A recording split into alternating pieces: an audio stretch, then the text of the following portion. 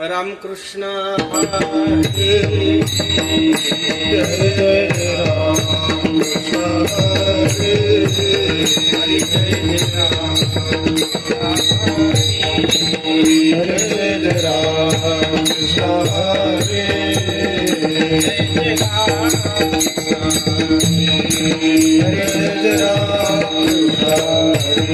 हरी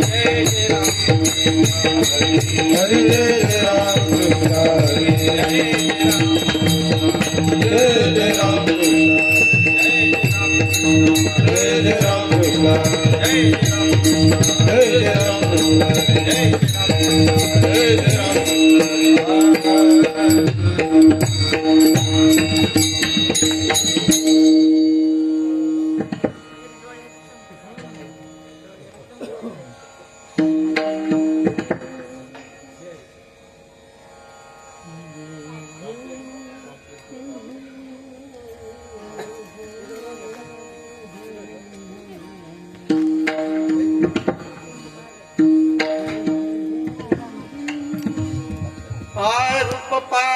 जय तालोचनी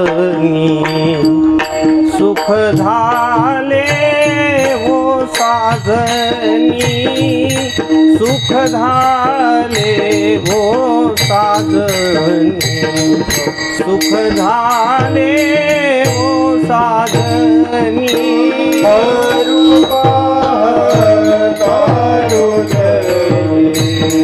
सुख झाले सुख झाले हो साजनी, सुख झाले हो साजनी।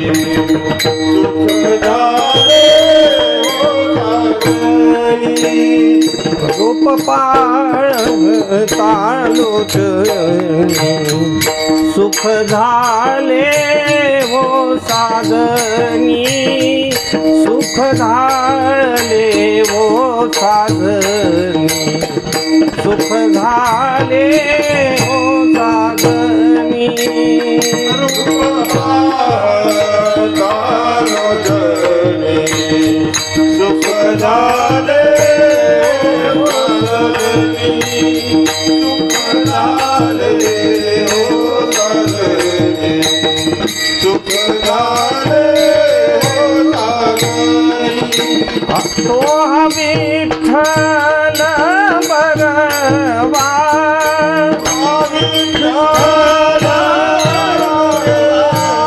तो विठ्ठल बरवा, तो माधव बरवा, तो माधव बरवा, तो माधव बरवा।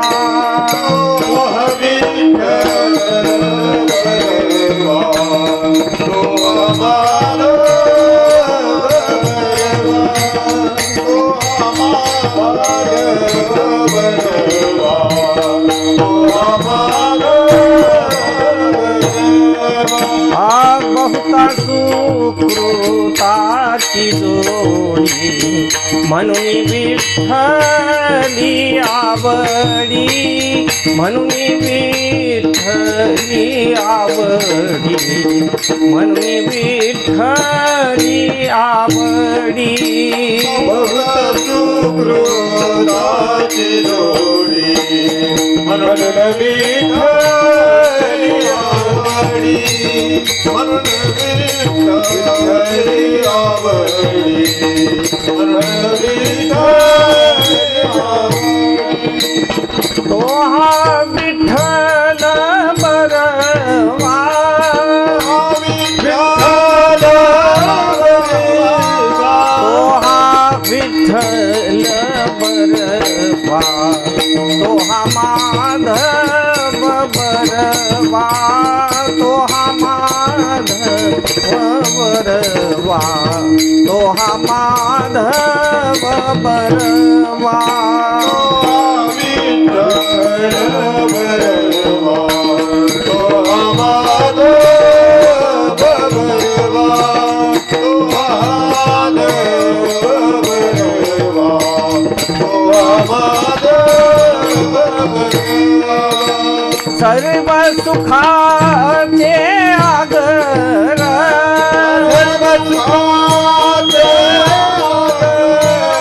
सर्व सुखाचे आगर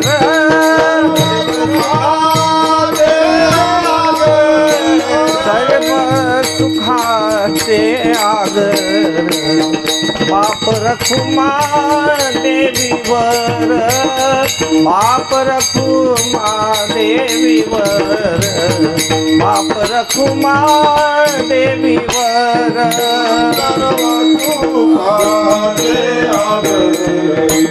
बाप रखुमा देवीवर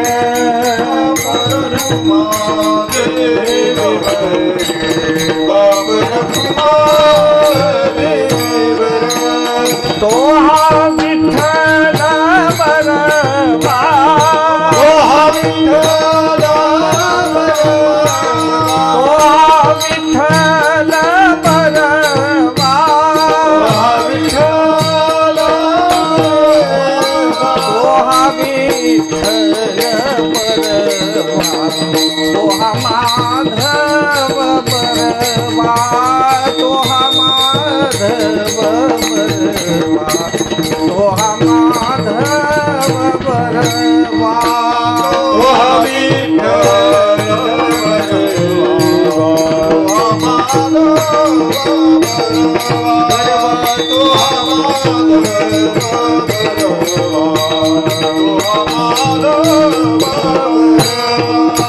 जय जय राम कृष्ण हरे जय राम कृष्ण हरि जय जय राम कृष्ण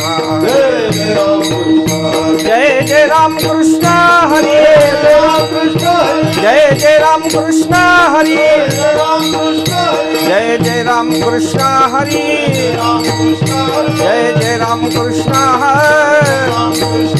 जय जय राम कृष्ण हाँ जय जय राम कृष्ण हरि जय जय राम कृष्ण हरि राम कृष्ण हरि जय जय राम कृष्ण हरि राम कृष्ण हरि जय जय राम कृष्ण हरि जय जय राम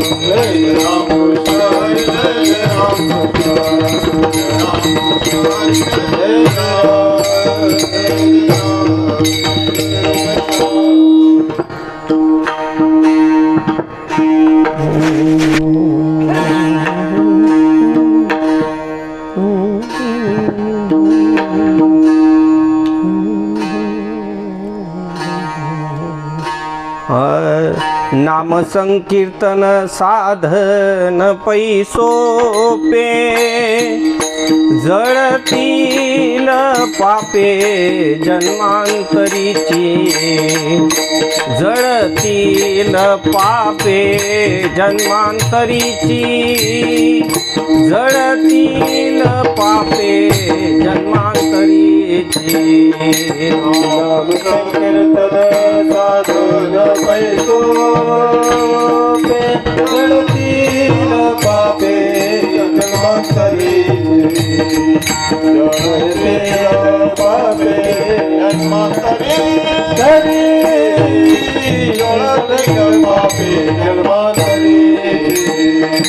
नाम संकीर्तन साधन पैसोपे जळतील पापे जन्मांतरीची जळतील पापे जन्मांतरीची जळतील पापे जन्मांतरीची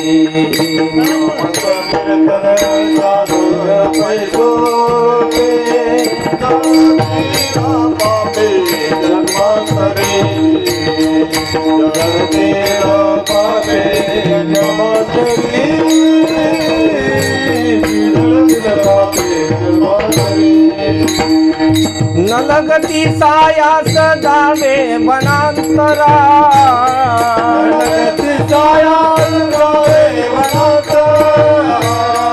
न लगती सायास जावे वनांतरा सुखे ये तो घरा नारायण सुखे ये तो घरा नारायण सुखे ये तो घरा नारायण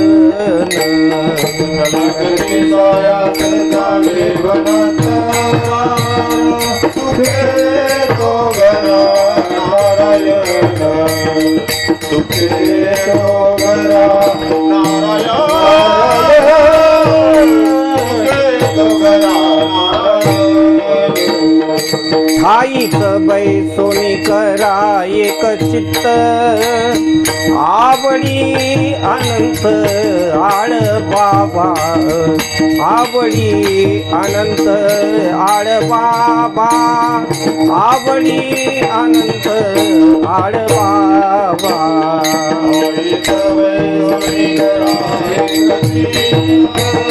आवडी आनंद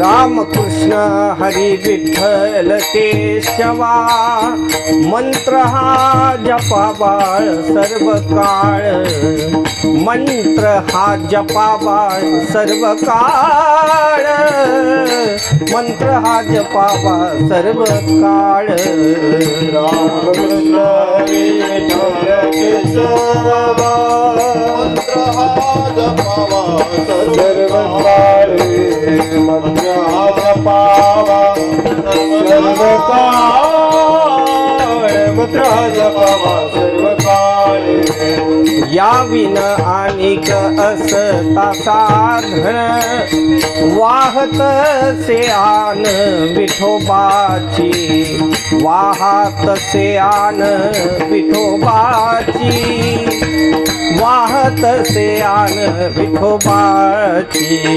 अविनानिक सतासान वाहत से आन विठोबाची वाहत से आन विठोबाची वाहत से आन विठोबाची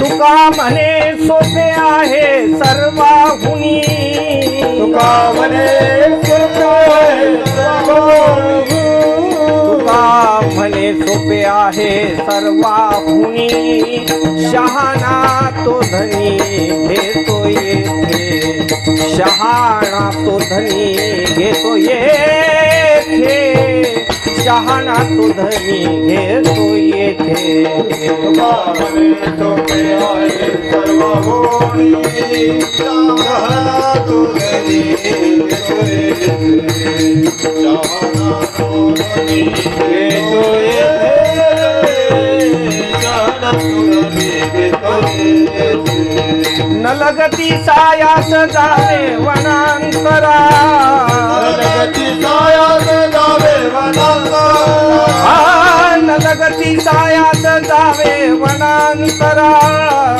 लगती सायास जावे वनांतरा न लगती सायास जावे वनांतरा सुखे येतो घरा नारायण सुखे येतो घरा नारायण सुखे येतो घरा नारायण लगती सायास जावे वनांतरा सुखे तो घरा नारायण सुखे तो घरा नारायण सुखे तो घरा रखुमाई जय भोपाल रखुमाई भोपाल रखुमाई भोपाल रखुमाई भोपाल रखुमाई भोपाल रखुमाई भोपाल रखुमाई भोपाल रखुमाई भोपाल रखुमाई हाँ भोपाल रखुमाई भोपाल रखुमाई भोपाल रखुमाई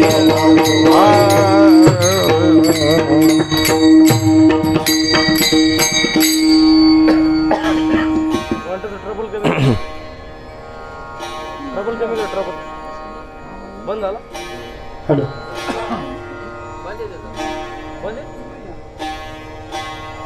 थोडं बिघडं काय आला बेस द्या थोडा आवाज ट्रबल जादा झाला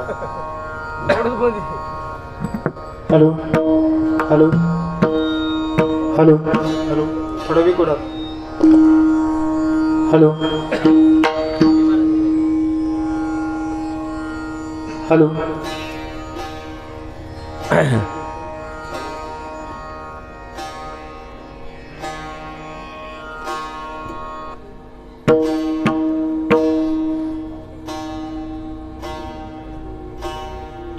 हा म्हणा म्हणा.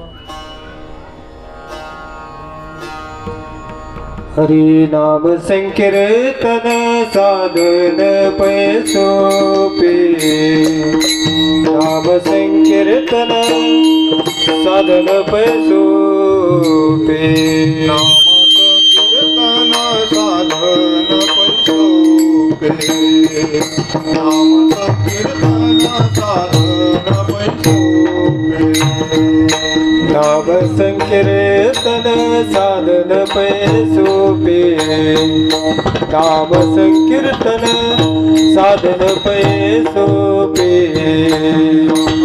कीर्तन साधन पैसोपे नाम कीर्तन साधन पैसोपे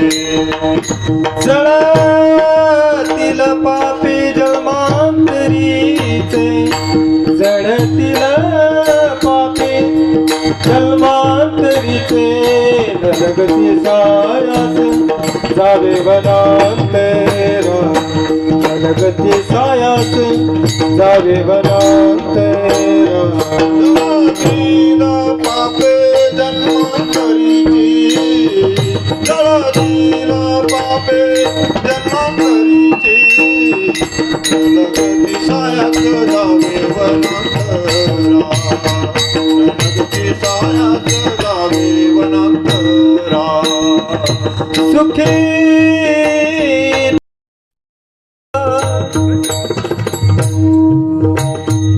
नारायण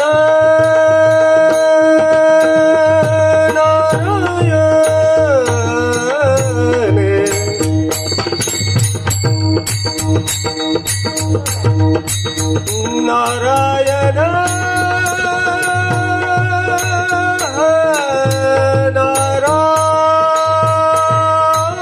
नारायण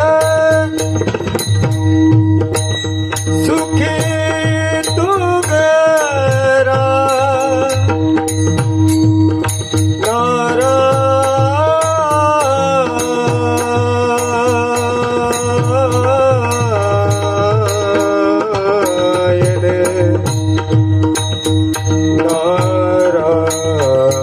नारायण सुखे तो गरा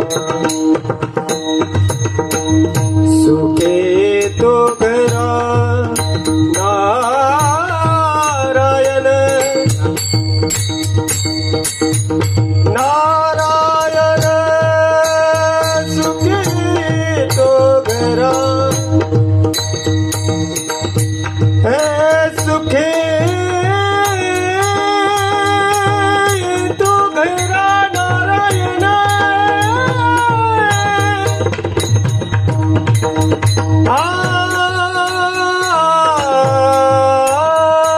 सुखे तो गरा नारायण सुखे तो गरा सुखे तो घरा नारायण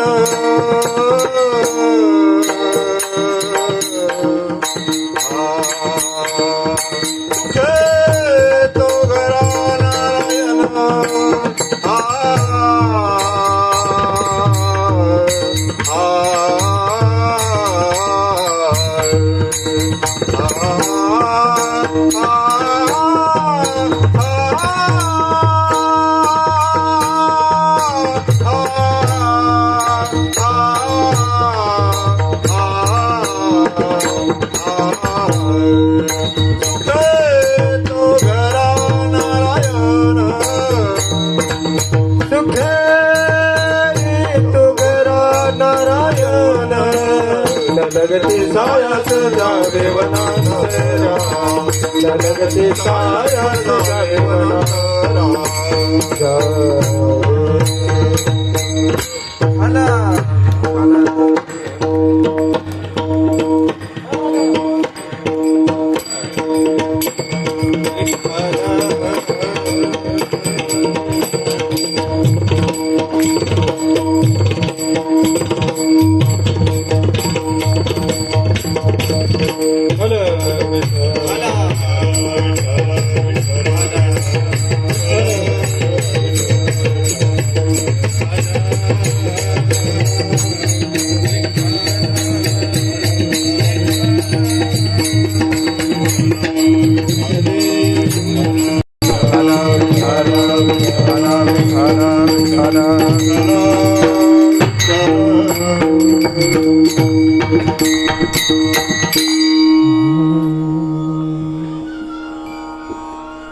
थाप ठीक आहे बरोबर आहे.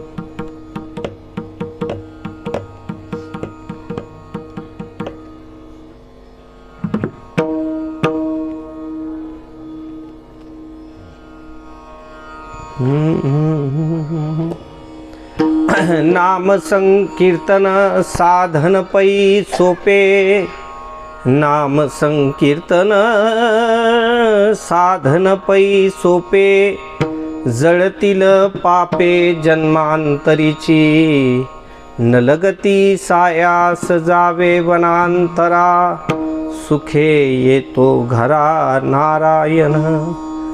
ठाईच बैसोनी करा एक चित्त, ठाईच बैसोनी करा एक चित्त, आवडी अनंत आळवावा, रामकृष्ण हरी विठ्ठल केशवा, मंत्र हा जपावा सर्व काळ.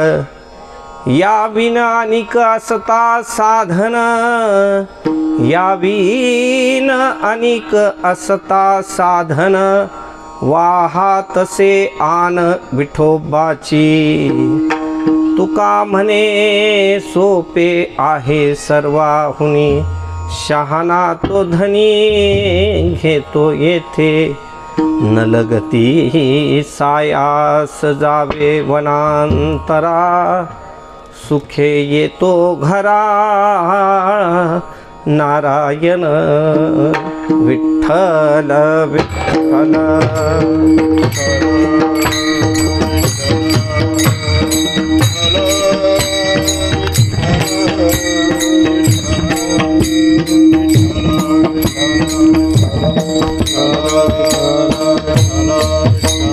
विठ्ठल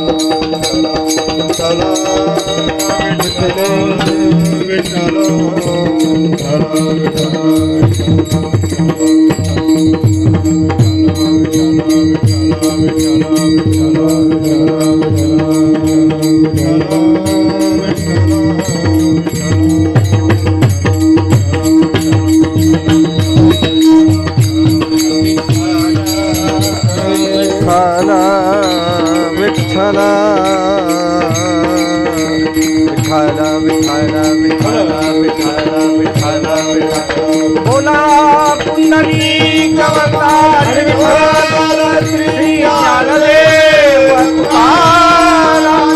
पंढरीनाथ भगवान की जय. माऊली ज्ञानेश्वर महाराज, जगद्गुरु तुकाराम महाराज, शांती ब्रह्म एकनाथ, राष्ट्रमाता जिजाऊ माता की जय. छत्रपती शिवाजी महाराज की जय.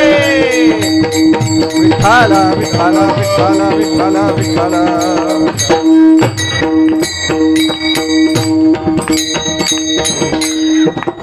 नमो विश्वरूपा विष्णुमाय बापा, अपार अमुपा पांडुरंगा. ओम नमो ज्ञानेश्वरा करुणा करा दयाळा, तुमचा अनुग्रह लाधलो पावन झालो चराचरी. शरण शरण एकनाथा, शरण शरण एकनाथा, पायी माथा ठेविला नका पाहू गुणदोष, झालो दास पायाचा. मंगल भवन मंगल हानी, द्रवभू सो दशरथ आजीर बिहारी. सिया राममय सब जग जानी, करहूँ प्रणाम जोरी जुग पानी. पवन तनय भक्तन हितकारी, हृदय विराजत आवध बिहारी.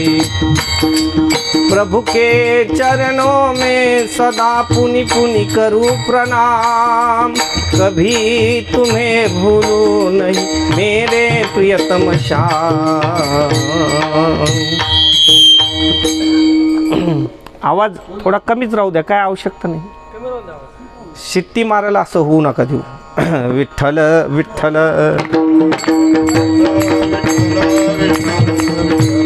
हो.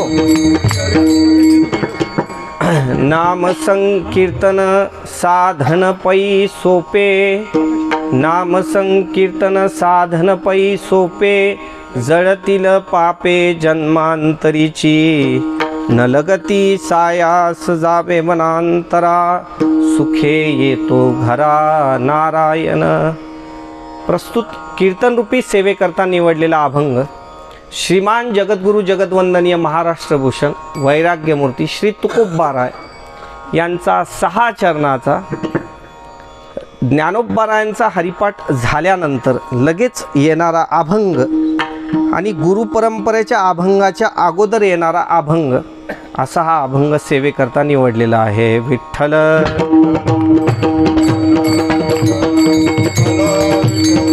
हो. कोणत्याही आपल्या वारकरी संप्रदायाचा जर एखादा उत्सव असला तर वारकरी संप्रदायाचा दंडक असा आहे की पहिल्या दिवशीचा जो अभंग निवडायचा तो नाम महात्म्य सांगणारा असायला पाहिजे. आणि प्रस्तुत या अभंगातून श्री तुकोबाराय नाम महात्म्यसुद्धा सांगतात. आणि नुसतं नाम महात्म्यच नाही तर त्याची जी फलश्रुती आहे, त्याच्यानं नाम घेतल्यानं आपल्या जीवनात काय होणार आहे हेही सांगणारा हा अभंग आहे. तसं हरिपाठ जो आहे, हरिपाठ अतिशय छोटा असा ग्रंथ आहे. प्रत्येकाच्या तुमच्या आमच्या परिचयाचा हा ग्रंथ आहे. किंवा नसेल तर त्याचा परिचय केल्याशिवाय राहायला नाही पाहिजे. जसं ज्याला आपण म्हणतो की वारकरी संप्रदायाची ती संध्या आहे. नित्यानं हरिपाठ वारकरी संप्रदायातल्या प्रत्येकाने घेतलाच पाहिजे. सकारात्मक काही काही गोष्टी त्यानं केल्याच पाहिजे. जर त्या नाही केल्या तर त्याला ते म्हणून घेता येत नाही. जसं वारकरी जर म्हणून घ्यायचं असेल तर त्यांना हरिपाठ नित्यानं घ्यायला पाहिजे. आणि हरिपाठानंतर लगेच जसं आपण ते 27 अभंग झाले की 28व्या क्रमांकाला हा अभंग आहे.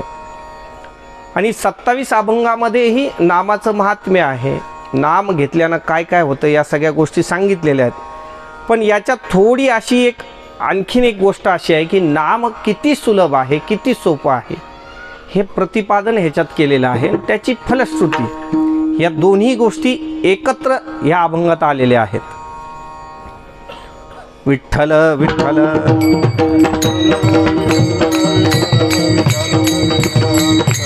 हो. अभंगावर थोडंसं येण्याच्या अगोदर थोडीशी प्रास्ताविक अशी की किम निमित्त हा उत्सव आहे. राजमाता जिजाऊ यांच्या जन्मोत्सवानिमित्त किंवा जन्मतिथीनिमित्त किंवा जयंतीनिमित्त येणाऱ्या 12 तारखेला ती जयंती आहे. त्यानिमित्तानं पंचदिवसीय होणारी ही कीर्तन सेवा आणि त्या अंतर्गत ज्ञानेश्वरी पारायण सेवा आहे, हरिपाठ आहे. अतिशय उत्कृष्ट अशी ही सेवा आहे. नेमकं ह्याचं जे औचित्य आहे त्या औचित्याला बघून अतिशय आनंद होणारं हे औचित्य आहे.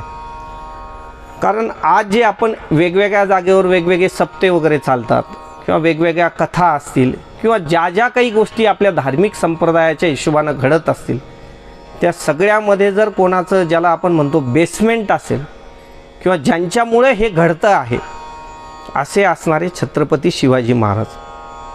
आणि त्यांच्यामुळे या सगळ्या गोष्टी आपल्याला आता बिनदिक्कतपणे करता येतात.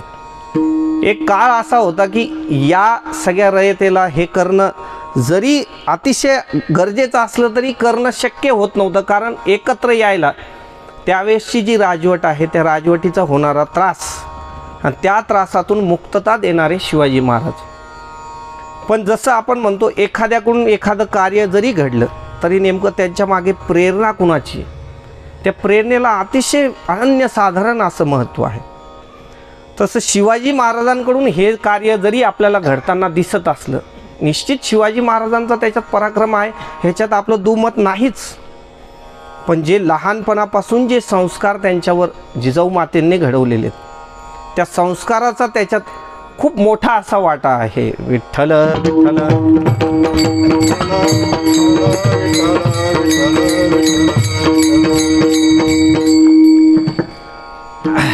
परमपूज्य प्रातस्मरणीय आपल्या राम मंदिराचे जे कोषाध्यक्ष सध्या आहेत आचार्य गोविंददेव गिरीजी महाराज किंवा त्यांना किशोरजी व्यास महाराज असेही नाव आहे, ते त्यांच्या कथेत कायम एक गोष्ट सांगत असतात की शिवाजी महाराजांकडून हे जे कार्य घडलं हे जिजाऊ मातेंच्या तर्फे जे घडलं आहे त्याला एक विशिष्ट कारण असं आहे की लहानपणी जे आहे त्यांना नेमके कोणते धडे दिलेले आहेत. तर ते त्यांच्या कथेत आवर्जून एक वाक्य सांगतात की Shivaji Maharaj is the product of Mahabharat.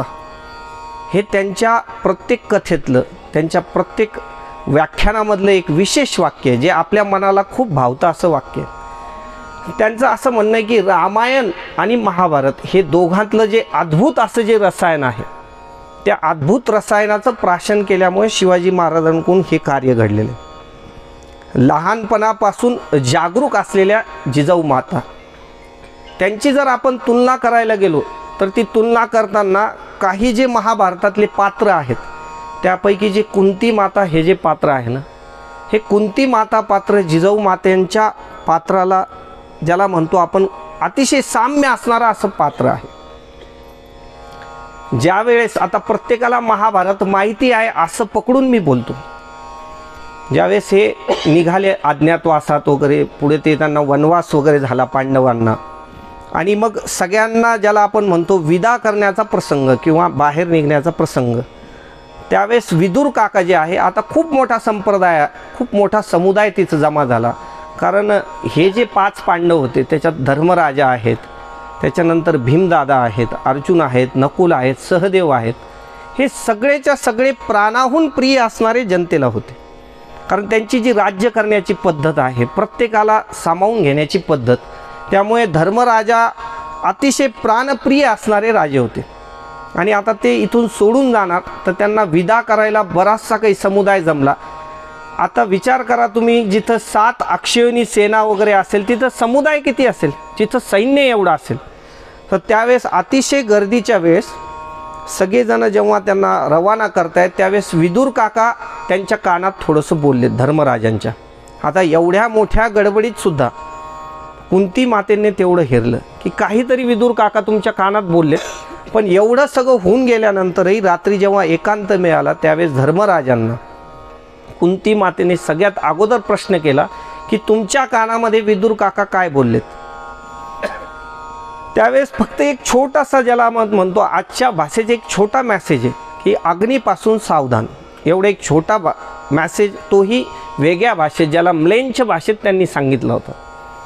पण तेवढ्याही गोष्टीकडे कुंती मातेची नजर होती की आज आपले जो मुलगा आहे तो एवढा मोठा झालेला आहे आणि मोठ्या झालेल्या मुलाच्याही प्रत्येक कृतीवर आईचं किती लक्ष पाहिजे. त्या आईचं एवढं लक्ष आहे, तेवढ्या एका कृतीवरून, तेवढ्या एका शब्दावरून पुढे जे लाक्षागृहात जी आग लागली ना त्याच्यात सगळ्यात अगोदर कुंती मातेनं सावधान केलं होतं आणि सगळ्यांना त्या लाक्षागृहाच्या आगीतून बाहेर काढलं होतं. हा असा इतिहास सांगण्याच्या पाठीमागे कारण असं की जसं कुंती माता सावधान आहेत तसं शिवाजी महाराजांच्या बाबतीत जिजाऊ मातासुद्धा खूप सावधान आहेत बरं.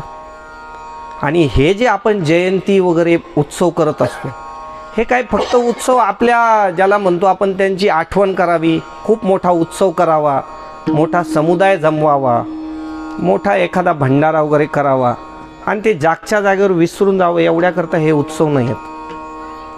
आज त्यांच्याकडून नेमकं आपल्याला घेण्यासारखं काय? आज जर आपल्याला असं वाटतं की शिवाजी महाराजांचा जो पराक्रम आहे किंवा शिवाजी महाराजांची जी वागणूक आहे, प्रत्येक गोष्टीत तुम्ही कोणत्याही मूल्यात शिवाजी महाराजांचं जीवन बघून घ्या.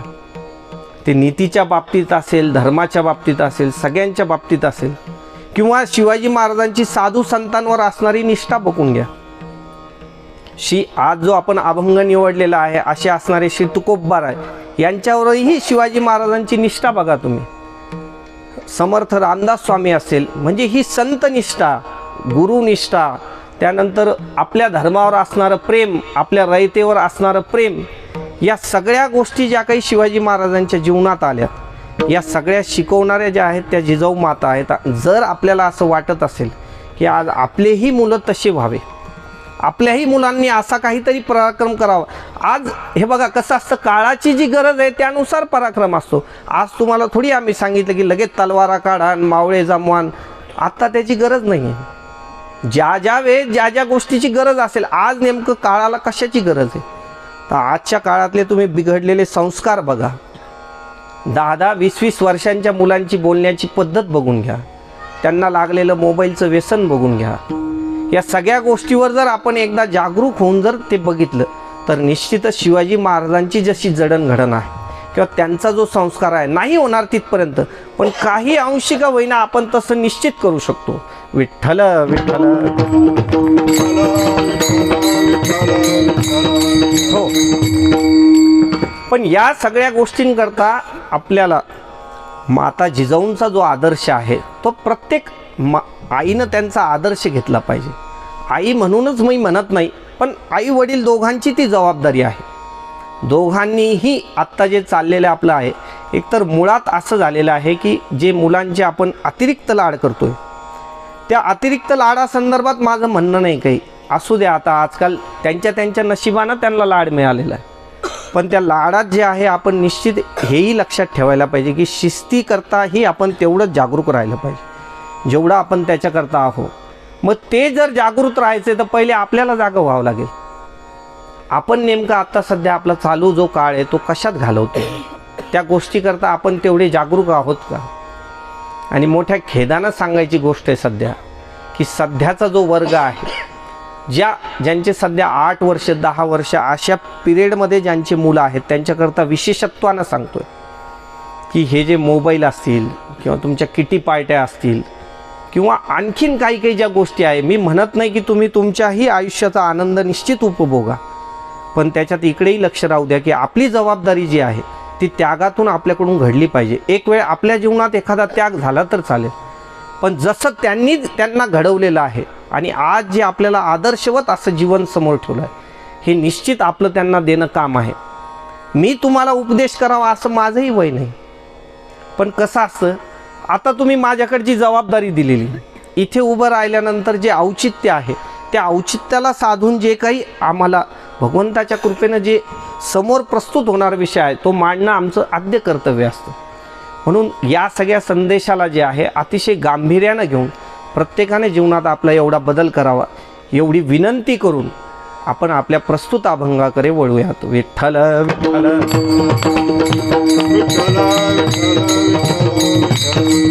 हो, आजचा जो आपण प्रस्तुत अभंग घेतलेला आहे श्री तुकोबाराय याच्यातून नामाची महती सांगतायत आणि पहिल्या दिवशी नाम महात्म्य सांगावा असा कीर्तनकाराला दंडक आहे. कीर्तनकार त्या ज्याला आपण म्हणतो की एका बंधनात अटकलेला असतो आणि नाम महात्म्य जे आहे ना, हे वारकरी संप्रदायाचं किंवा नाम हे वारकरी संप्रदायाचा आत्मा आहे किंवा कोणताही संप्रदाय असू द्या, त्या संप्रदायात नाम जे आहे ते अतिशय महत्त्वाचं आहे. मुळात जे आहे ना, आपल्याला जेव्हा इथं आपण जन्माला आलेलो आहे तर जन्माला आल्यानंतर प्रत्येकाकरता वेगवेगळं कर्तव्य आहे, वेगवेगळ्या कर्तव्यांनी वेगवेगळा माणूस आहे. ज्याचं त्याचं जे ते कर्तव्य आहे तो ते करतो आहे आणि सांसारिक अंगानं प्रत्येकजण आपल्या कार्यात रत आहेत. पण मुळात मनुष्य जन्मात जे आपण आलेलो आहोत ते मनुष्य जन्माची इति कर्तव्यता कशात आहे याच्याकडेही आपलं परम लक्ष पाहिजे. म्हणजे मुख्य लक्ष जे आहे ते त्याच्यासोबत पाहिजे. जसं आपण म्हणतो की एखादा मुख्य व्यवसाय असावा आणि त्याला साईड बिझनेस असावा. त्या साईड बिझनेसनं ती गोष्ट लक्षात राहू द्यावी. आता समजा आता आम्ही तिथून निघालो, गजानन कॉलनीवरून आपण इथं आलो आणि रस्त्यात चालता चालता ज्यांच्याकडे आम्हाला यायचं त्यांनी आम्हाला सांगितलं 2 मिनटं घरी या, आपण तिथे जाऊ, नंतर कार्यक्रमाला जाऊ. आता तिथं जाणं हे परम प्रयोजन आहे का सामान्य प्रयोजन आहे? तिथं जाणं सामान्य प्रयोजन आहे, ते कार्यात कार्य आलं आहे म्हणून ते करायचं आहे. पण परम प्रयोजन काय आहे? कीर्तनाला येणं आणि कीर्तनाकडे येणं हे महत्त्वाचं काम आहे. तसं जन्मात जेव्हा आपण आलेलो आहोत तर इतर ज्या सगळ्या सांसारिक गोष्टी आहेत ते परम प्रयोजन नाही, ते सामान्य प्रयोजन. पण परम प्रयोजन असं आहे की त्या परमेश्वराची आपण प्राप्ती करून घ्यायला पाहिजे. ती कोणत्याही साधनानं का विना त्याला परत आपण गाठलं पाहिजे. हे याच्याच करता भगवंतांनी हा जन्म दिला आहे. विठ्ठल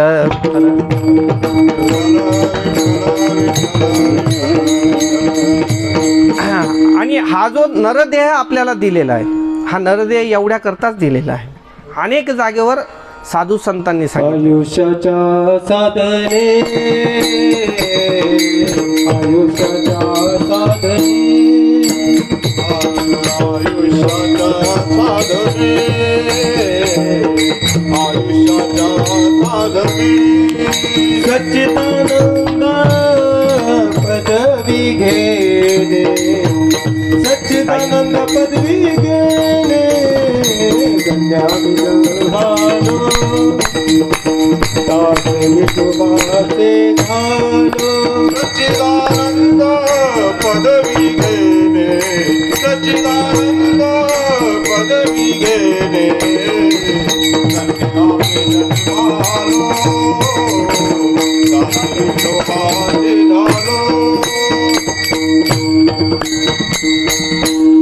आयुष्याच्या साधने सच्चिदानंद पदवी घेणे. सच्चिदानंद पदवी घेणे म्हणजे भगवंताची प्राप्ती करून घेणं आणि याच्याकरताच या शरीराची योजना आहे. हा आपल्याला मिळालेलाच नरदेह एवढ्या करता आहे. ह्या ज्या सगळ्या इंद्रियाची जी योजना आहे ही एवढ्या करताच आहे. थाप दिली इंद्रिये हात पाय कान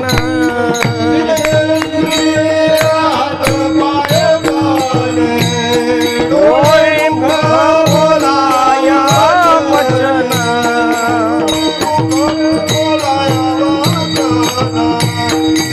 तू जोडसी नारायण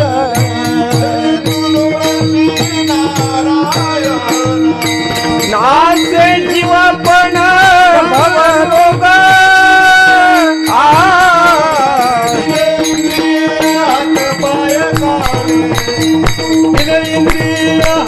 पाय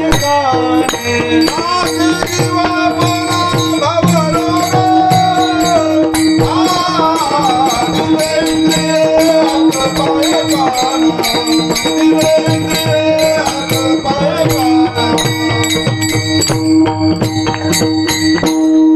दिली इंद्रिये हात पाय कान डोळे मुख बोलाया वचन जेने तू जोडसी नारायण नासे जीवपण भवरोग. एवढ्या करताच या सगळ्या इंद्रियाची योजना आहे की याच्यानं नासे जीवपण भवरोग म्हणजे जे पुनरपी जननम पुनरपी मरणम ज्या गोत्यात आपण अटकलेले असा भवरोग जो आहे त्याच्यातून निवृत्त होऊन भगवंताची प्राप्ती करून घेणं हे आपलं परम प्रयोजन आहे. आणि मग भगवत प्राप्ती जर करायची आहे तर भगवंताच्या दिशेनं जाणाऱ्या अनेक अशा वाटा आहेत, अनेक असे मार्ग आहेत की त्याच्यातून भगवंताची प्राप्ती आपल्याला करता येते. वेगवेगळ्या प्रकारच्या मार्गाची अनेक जागेवर गोष्ट आलेली आहे. जसं भगवंताकडे जर आपल्याला जायचं आहे तर खूप वेगवेगळे मार्ग आहेत. योग मार्ग आहे, ज्ञान मार्ग आहे, कर्म मार्ग आहे, अष्टांग योग मार्ग आहे आणि भक्ती मार्ग आहे. या सगळ्या गोष्टीतून अनेक वेगवेगळ्या साधनेतून आपल्याला भगवंताची प्राप्ती करून घेता येते. पण या ज्या काही सगळे मार्ग आहेत हे कालानुरूप वेगवेगळ्या अवस्थेत आलेले आहेत. जसा काळ असेल तसे ते मार्ग सांगितलेले आहेत. विठ्ठल विठ्ठल.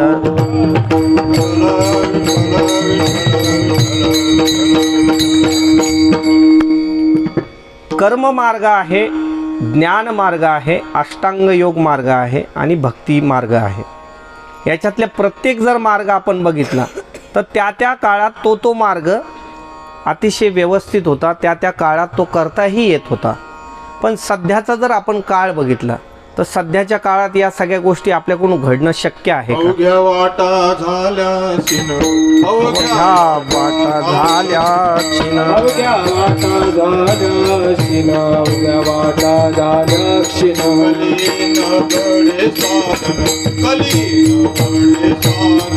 कलीन घडे साधन, कलीन घडे साधन, कलीन घडे साधन. उचित विधी विधान, उचित विधी विधान, उचित विधी विधान.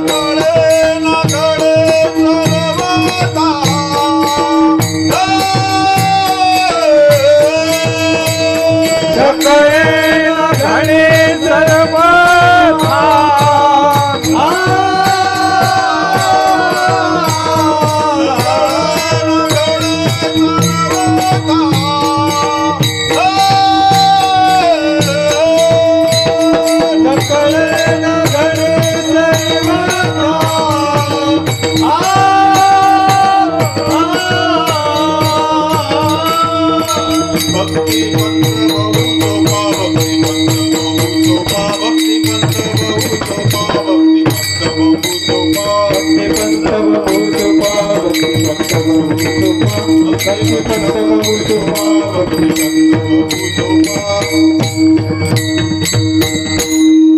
अवघ्या वाटा झाल्या क्षीण, कलीन घडे साधन, उचित विधी विधान, नकळे न घडे सर्वथा. त्या टप्प्यात येण्याच्या अगोदर समजा आपलं थोडं पुढं आलं असो, आपण थोडं परत मागं जाऊ. मागं एवढ्याकरता जायचं की आपल्याला इथे यायचं आहे, पण ज्याला म्हणतो आपण की पुढची ओवर अगोदरच पडावी, तसं काहीसा प्रकार आहे. असो, तर विषय असा चालू आहे की कर्म मार्ग आहे, ज्ञान मार्ग आहे, अष्टांग योग मार्ग आहे. आता या सगळ्या मार्गात जर आपण बघितलं तर ते आपल्याकडून घडणं आता शक्य आहे का? तुम्ही थोडक्या शब्दात तुम्हाला सांगतो की कर्म मार्ग म्हणजे काय. तर कर्म मार्ग म्हणजे असं आहे की आपलं जे नित्यनैमित्तिक जे कर्म आहे ते आपण करायचं. त्याच्यानंतर काम्य कर्म जे आहे ते करायचंच नाही, निषिद्ध कर्मही करायचं नाही. आणि जे कर्म आपण सध्या करतोय त्या कर्मात कर्तृत्वमद आणि फलास्वाद विरहित ते कर्म झालं पाहिजे. आता कर्तृत्वमद, फलास्वाद वगैरे या ज्या काही सगळ्या शब्द आहेत, तुम्हाला छोट्या, ज्याला आपण सोप्या शब्दात सांगतो की आपण कोणतंही काम केलं तर ते काम मी केलं असं म्हणायचं नाही, त्या कामातून कोणतीच अपेक्षा करायची नाही की ह्याच्यातून असं घडेल.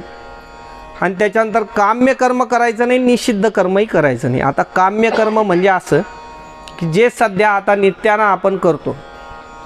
आता इकडे असेल नसेल मला नाही माहीत, पण 1 लोटा जल आता सगळीकडे चालू आहे, इकडे पण असेल.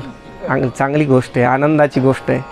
असो, तर काम्य कर्म म्हणजे असं की तिथे भगवंताकडे जायचं आणि जाऊन त्या गोष्टी आपण भगवंताच्या, म्हणजे आता तर भगवंताकडेही सांगत नाही, अलीकडेच नंदीच्या कानात सांगायच्या आणि नंदींनी त्या गोष्टी आपल्या भगवंतापर्यंत पोचवायचं. प्रत्येक जागेवर चालू असलेली गोष्ट आहे, इथेही करतात, अतिशय आनंदाची गोष्ट आहे. पण आता इथे ज्ञानेश्वरी चालू आहे, ज्ञानेश्वरी पारायण चालू आहे. तर तुम्ही ज्ञानेश्वरी पारायणात कधी एखाद्या वेळेस खूप गांभीर्यानं त्याचा विचार करा आणि ज्ञानेश्वरीत बघा की काम्य कर्म करायला तुम्हाला सांगितलेलंच नाही. भगवंताकडे काही मागायचंच नाही म्हणजे काम्य कर्म करायचं नाही. का मागायचं नाही? कारण ज्या गोष्टी आपण भगवंताकडे मागतोय त्या मागणाऱ्या गोष्टी काही शाश्वत नाहीत. ज्या आपण मागतोय त्या आत्ता तुम्ही मागितल्या जरी किती अडचणी आहेत आपल्या, रात्रंदिवस आपल्याला एक संपली का एक अडचण चालूच आहे. ज्याला आपण पहिलेच्या भाषेत जर सांगायचं तर नेमकं मांजर जर फेकून आलो की घरात आला का उंट मेलेलाच आहे. काही मागा ना तुम्ही, एखाद्या वेळेस जर मागितलं की बाबा भगवंता तुमच्या कृपेनं आमच्या घरात पुत्र व्हावा आणि झाला मुलगा, म्हणजे तुमच्या अडचणी संपल्या का? मला नाही वाटत बाबा, काही काही कीर्तनकार मंडळीच्या तोंडातून ऐकतो, मला स्वतःलाही त्याचा अनुभव नाही, पण कदाचित ते फिरलेले आहेत, त्यांना त्या अनुभव असतील. त्यांचं म्हणणं असं आहे की मला नाही वाटत, त्यांच्याच शब्दात सांगतो, मला नाही वाटत की बाबा मुलं नसणारे तेवढे दुःखी नाही जेवढे मुलं असणारे दुःखी आहेत. आता कदाचित त्यांचा अनुभव खरा खोटा आपल्याला माहीत नाही, पण ज्यानं त्यानं त्याचं अवलोकन करायचं. जर असं आहे तर मग नेमकं तेवढं एक मागितल्याने आपली समस्या सुटून जाते का? आमचे पूजनीय आजोबा म्हणजे श्री भक्तराज महाराज नेहमी एक वाक्य सांगायचे की जर मुलगा झाल्या कधी पेढेसुद्धा वाटू नये. त्यांचं एक वाक्य कायम असायचं की ते काटतं 8-10 वर्षांनी कसं निघतं ते अगोदर बघा, नाही तर आपला पेढ्याचा खर्च फुकट जाईल. विठ्ठल विठ्ठल. हो, एखाद्याचं लग्न होत नाही आहे, काम्य कर्म आहे, गेलेत, त्यांनी सांगितलं आणि भगवंताकडे पाणी ते देणारेच आहेत. त्यांना काय अवघड आहे, ह्या गोष्टी देणं काही अवघडही नाही तुमच्याकरता, पण तुम्ही तिथं ते पाणी वगैरे नित्यानं चालू आहे आणि भगवंता लग्न होऊ द्या.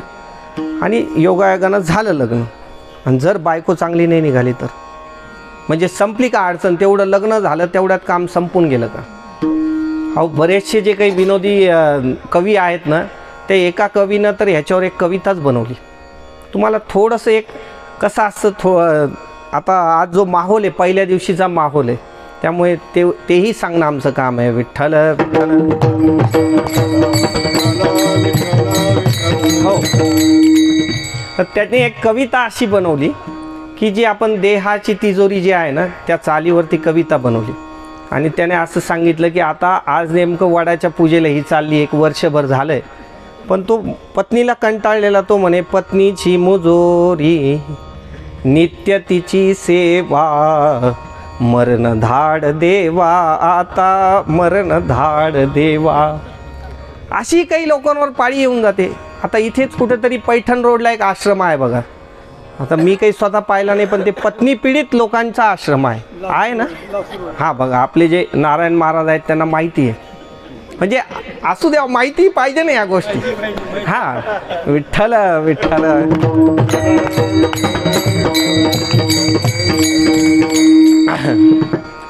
त्याच्यात पुढे त्याने सांगितले, पहाटे चहाचे वेळी दुखे तिची पाठ, अंथरुणात पडल्या पडल्या जांभळी विराट, इच्छा तिची आता हाती झाडू मी धरावा, मरण धाड देवा आता मरण धाड देवा. असे कितीतरी त्याचे कडवे आहेत. पुढं हे सांगण्याचा उद्देश एवढं की काम्य कर्म आहे, आपण केलं आणि कदाचित ते मिळालंही आपल्याला, पण तेवढ्यात ते काम आपलं होतं का? त्यामुळे काम्य कर्म करायला त्याच्यात सांगितलेलं आहे निषिद्ध कर्म. आणि निषिद्ध कर्म तर करूच नाही. सरळच गोष्ट आहे, जे वेदाला मान्य नाही आहे, जे शास्त्राला मान्य नाही ते काम आपण करू नये. सरळ गोष्ट आहे, निषिद्ध कर्मही करू नये. आणि आता आहे की आपण जे केलेलं काम आहे म्हणजे कर्तृत्व मद आणि फलास्वाद, त्या कामातून मिळणारी आपल्याला ज्याला म्हणतो अपेक्षा, तीही करू नये. कर्तृत्व मत तर आपण असा दिवसभर किती कर्तृत्व मत घेतो प्रत्येक गोष्टीचं. सकाळी चहा केला तर अपेक्षा असते कसा झाला. आता कसा झाला म्हणजे प्रत्येक वेळेस रोज सांगायचं का कसा झाला? त्यानं गुपचाप ढोसला म्हणजे समजायचं चांगला झाला, त्याच्यात काय. पण ते तसं नाही आहे. त्यानं ते केलं आहे ना, मी केलं सांगायचं. अहो, हा तिकडे भाजी घेऊन जर एखादा पुरुष जर घरी आला तर भाजी केल्यानंतर सुद्धा बऱ्याच वेळा सांगतात असं की भाजी चांगली झाल्यानंतर तिची मेहनत आहे, चिरायची मेहनत, मसाला टाकायची मेहनत. हा एकच म्हणतो भाजी कशी होती, चांगली आली होती का? अरे बाबा, तू कशी चांगली अन्न बनवणाऱ्यावर अवलंबून आहे ना. त्याच्यामुळं तेही गोष्टी ज्या आपल्याकडून घडणं शक्यच नाही. म्हणजे या कर्म मार्गानं कसं आहे, काम्य कर्म घडू नये, निषिद्ध कर्म जे आहे ते करू नये, त्याच्यानंतर कर्तृत्वमद आणि फलास्वाद घेऊ नये. हे केल्यानं आपल्या चित्ताची शुद्धी होते. त्या चित्ताची शुद्धी झाली का ज्ञानाची प्राप्ती होते. त्या ज्ञानाच्या प्राप्तीतून परमेश्वराची प्राप्ती होते. असा सरळ हा कर्ममार्ग आहे. पण या कर्ममार्गात या सध्या गोष्टी घडणं शक्य नाही. यज्ञ यागादिक जरी कर्म केले आपण तर यज्ञ यागादिक कर्मालाही त्या गोष्टी आपल्याकडून शक्य नाही. त्यामुळे हे आपल्याकडून घडूच शकत नाही. विठ्ठल विठ्ठल. म्हणून हा एक मार्ग जो आहे तो सध्या आपल्याकरता ज्याला आपण म्हणू बंद झाला. कर्ममार्ग आपल्याकडून शक्य नाही. आता ज्ञानमार्ग बघा, ज्ञानमार्गानं जर आपण जाण्याची प्रयत्न केला तर ज्ञानमार्गातसुद्धा काही शब्द जे आहेत त्या शब्दाचाच परिचय व्हायला जीवन निघून जातं. ज्याला आपण म्हणतो विवेक, वैराग्य, वेगवेगळ्या ज्या गोष्टी आहे, मुमुक्षुत्व वगैरे, त्यानंतर तुमचे विचारसागर, वृत्ती प्रभाकर, या सगळ्या ग्रंथाचा अभ्यास करावा लागतो. वेगवेगळ्या प्रकारचं शास्त्र आहे, त्या शास्त्राला जवळ करावं लागतं. ज्या सगळ्या गोष्टी जेव्हा आपल्याकडून शक्य होतील, काही तर शब्द असे की ते जर कीर्तनकारांनी जर इथं वापरले तर तुम्हाला कशाचीच गरज नाही, इथे झोप लागू शकते. म्हणजे अशी अवस्था आहे. त्या ज्ञानमार्गातूनही जाणं एवढं सोपं नाही. आता तिसरा मार्ग आहे, अष्टांग योग मार्ग आहे. अष्टांग योग मार्गानं जरी भगवंताची प्राप्ती होते, पण तोही मार्ग एवढा सोपा नाही. नुसतं म्हणायला आपल्याला वाटतं, आपण तो रोज म्हणतो की मी योग करतो, तो योग नाही आहे, ते फक्त आसन आहेत काहीतरी. तसं अष्टांग योग जे आहे ना, त्याच्यात 8 प्रकारचे त्याचे अंग आहेत. यम, नियम, प्राणायाम, प्रत्याहार, ध्यान, धारणा, समाधी, अशी 8 प्रकारची त्या गोष्टी आहेत. मग त्या यमात जरी बघितलं तर त्या यमात परत 5 प्रकार आहे. सुरुवातीचे जे आहे त्याच्यात ब्रह्मचर्य आहे, अहिंसा आहे, अस्तेय आहे, अपरिग्रह आहे, सत्य, या सगळ्या गोष्टी आपल्या जीवनात कशा घडतील? आणि ह्या जर नाही घडल्या तर त्या अष्टांग योगही तिकडं आपलं काय जाणं शक्य आहे? हरी अष्टांग योगे नशिनिधेरया, अष्टांग योगे नशिनिधेरया, यम नियम निरोध नकिजेरया,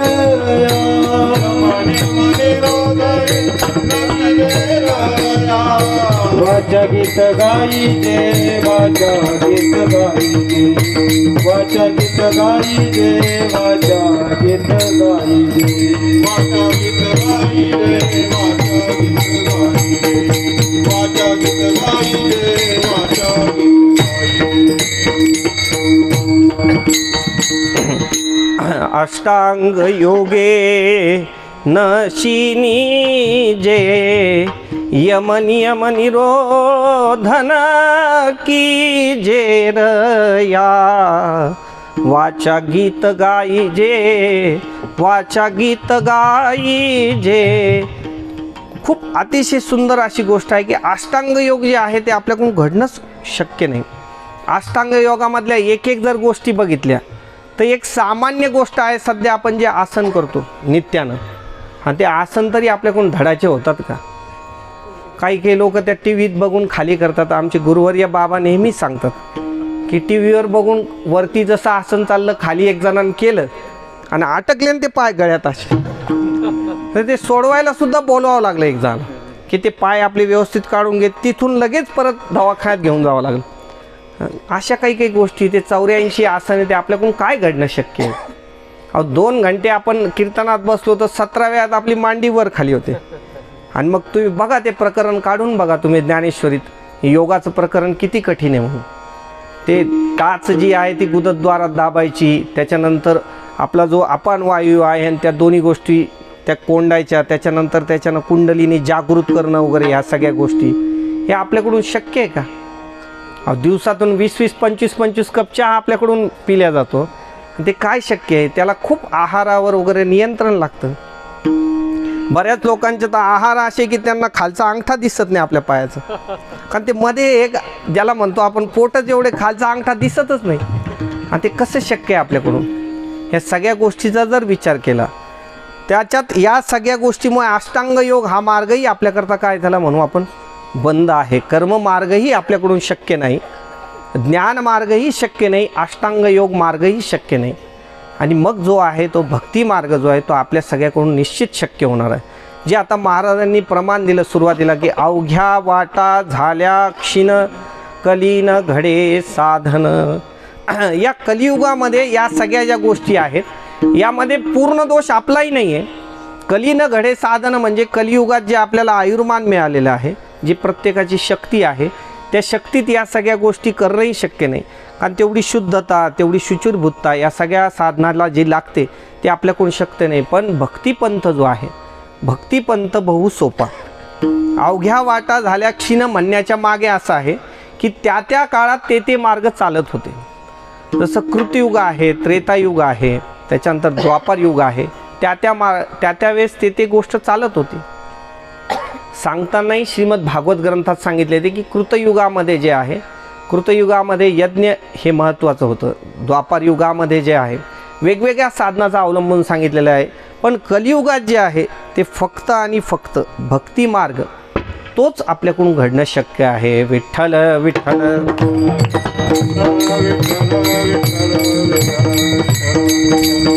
हो, जसं एखाद्या गावाकडे जायला किंवा एखाद्या शहराकडे जायला अनेक प्रकारचे रस्ते असतात, अनेक प्रकारच्या वाटा आहेत. आता ह्याही तुमच्या इथं नारायणनगरामध्ये जर यायचं आहे तर एखादा जो खूप ज्याला म्हणतो आपण बलवान आहे, तो वरून डोंगरावरूनही इकडे येऊ शकतो. एखादा जो आहे एखाद्या सामान्य वाटेतूनही येऊ शकतो. आणि एखाद्याला राजमार्ग लागतो, म्हणजे चांगल्या प्रकारचा रस्ता असतो. आपणही असंच म्हणतो जाताना की थोडं लांब जरी पडलं तर तिथून जाऊ, म्हणजे चांगल्या प्रकारचा मार्ग जो सगळ्याला सहज शक्य आहे, सगळ्याला करणं शक्य आहे, असा आहे भक्ती मार्ग. आणि मग भक्ती मार्गात जर बघितलं आपण तर भक्तीमध्येही नवविधा प्रकारच्या भक्ती सांगितलेल्या आहेत. 9 प्रकारच्या वेगवेगळ्या भक्ती आहेत. विठ्ठल विठ्ठल.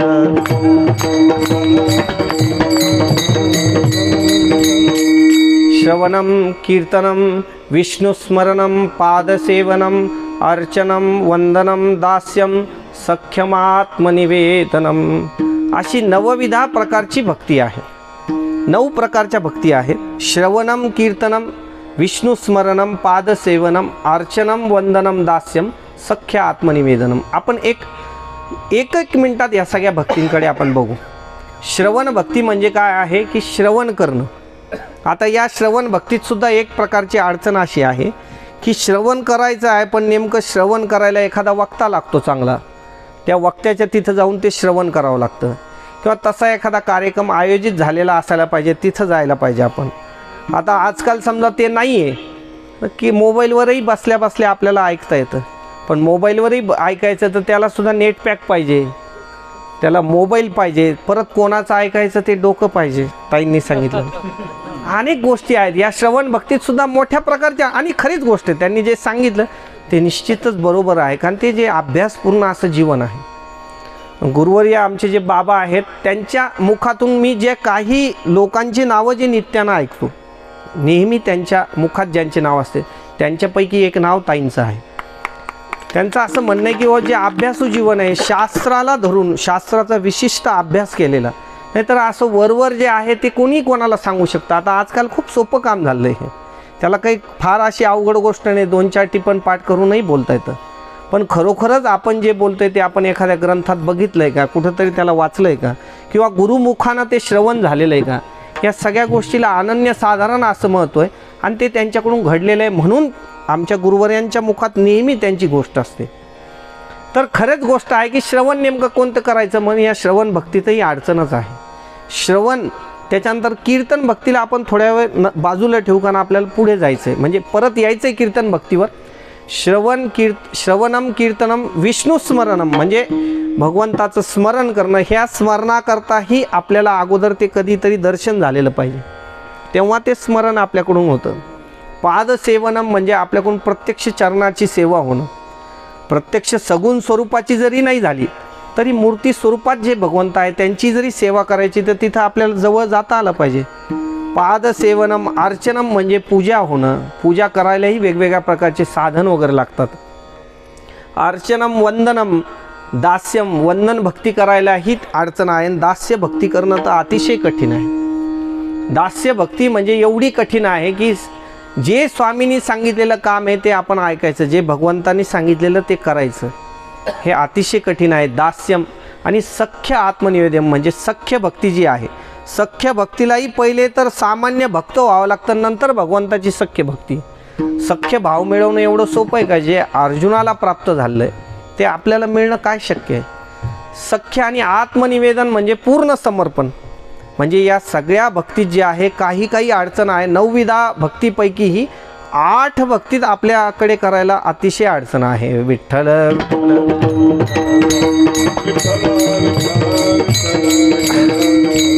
पण एक जी भक्ती आहे कीर्तन भक्ती, ती कीर्तन भक्ती जी आहे ती प्रत्येकाला शक्य आहे.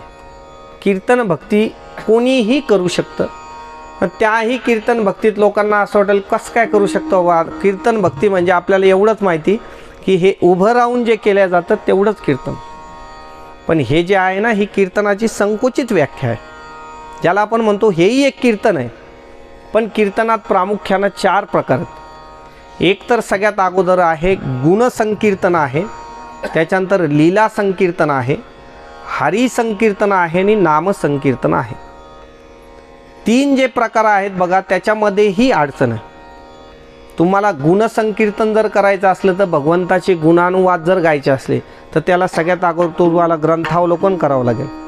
ग्रंथात बघावं लागेल की भगवंताचे कोणते कोणते गुण आहेत. त्या गुणाला जर तुम्हाला वर्णन करायचं की बाबा षडगुण ऐश्वर्य संपन्न जे भगवान आहेत त्यांच्या त्या गुणाचा बारकाईने अभ्यास करायचा आणि त्याचे गुणानुवाद गायचं, हे म्हणजे गुणसंकीर्तन आहे. लीला संकीर्तन आहे म्हणजे भगवंताच्या लीला अनुवाद करायच्या, जे आता काल्याच्या कीर्तनात ताईंकडे येणार आहे. त्याही जर लीला तुम्हाला सांगायच्या असल्या त्याच्याकरताही अभ्यास करावा लागतो. म्हणजे लीला संकीर्तनातही अडचण आहे. आणि हरी संकीर्तन म्हणजे हे कीर्तन. याही कीर्तनात तुम्हाला लक्षात घ्या की सगळ्यात अगोदर जे आहे तुम्हाला मंडप वगैरे उभारावा लागतो. ते सगळ्या योजना आहेत, गाणारे आहेत का, वाजवणारे आहेत का, वीणा घेणारे आहेत का, मग ते आले का, कुठं आहात, त्या सगळ्या गोष्टीची खबरबात घ्यावी लागते. राहून राहून त्यांना सांगावं लागतं.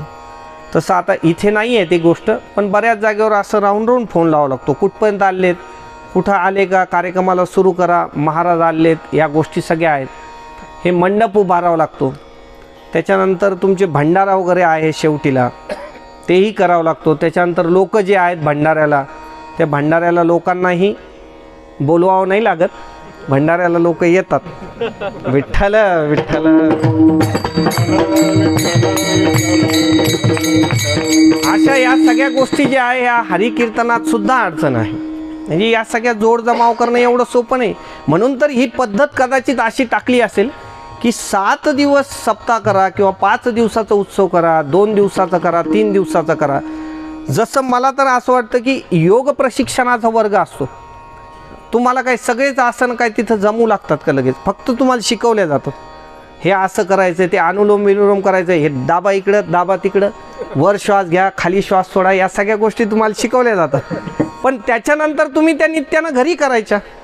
म्हणून ह्या ज्या काही सप्ताहाचे वगैरे आयोजन असतात ना, हे फक्त तुम्हाला या मार्गात लावण्याचं एक, ज्याला म्हणतो एक प्रकारचा क्लास आहे, एक प्रकारचं वर्ग आहे, एक प्रकारचं शिबिर आहे. त्या शिबिरात तशी आवड लागावी आणि ती आवड आपण वर्षभर जोपासावी आणि वर्षभर त्या मार्गावर आपण चालावं, हा त्याच्या पाठीमागचा उद्देश आहे. म्हणून हरिकीर्तनही नित्यानं शक्य नाही. जिथं होत असेल तिथं खूप चांगली गोष्ट आहे.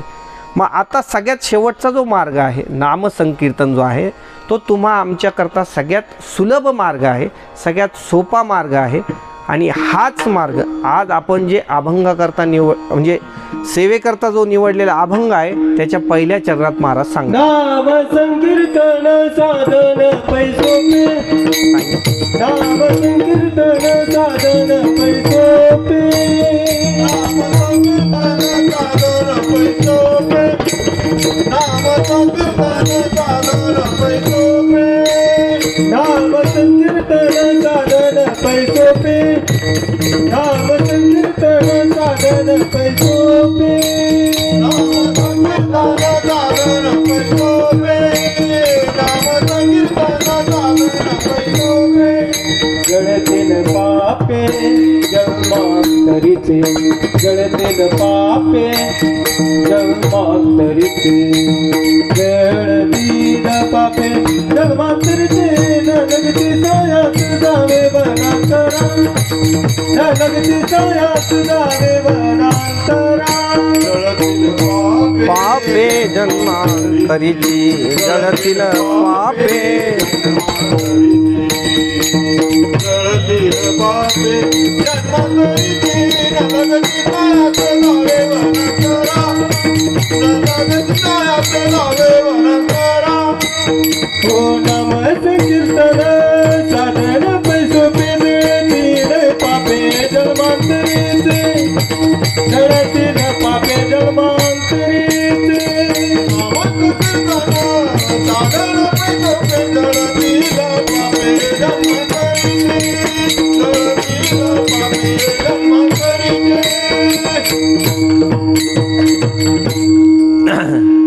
नाम संकीर्तन साधन पै सोपे जळतील पापे जन्मांतरीची. आता सगळ्या ह्याच्यात जे आहे आपला आता मुख्य विषयाकडे आपण आलो आहोत की आपल्याकरता उपयुक्त असं साधन कोणतं. तर तुकोबारायांनी खूप तळमळीनं तुकोबाराय सांगतात की नाम संकीर्तन साधन पै सोपे आणि त्याची फलश्रुती सांगतायत जळतील पापे जन्मांतरी. आता नामसंकीर्तन म्हणजे आपण जे भगवंताचं नाव घ्यायचं हे सगळ्यात सोपं काम आहे. प्रत्येकाला जमू शकतं, कुठेही जमू शकतं, असं काही त्याला हे नाही, काही त्याला असं काळा वेळाची मर्यादा नाही, कशाचीच नाही. आणि अतिशय प्रभावी असं हे ज्याला म्हणतो प्रभावी साधन आहे. त्याचं जर आपण महात्म्य बघितलं नामाचं, तर नामाचं महात्म्य असं आहे की दगडाला सुद्धा तारणारं असं नाव आहे. आपल्या प्रत्येकाला माहिती ती गोष्ट आहे. जेव्हा सेतू बांधण्याचं जो काम आहे ते चालू होतं सेतूबंधनाचं, आणि त्यावेळेस रामप्रभू वगैरे यांनी सगळं बघितलं की आपलं नाव ह्या दगडावर लिहिल्या चाललं आहे आणि ते दगड त्या पाण्यात टाकले की तो सेतू बराचसा बांधला गेला.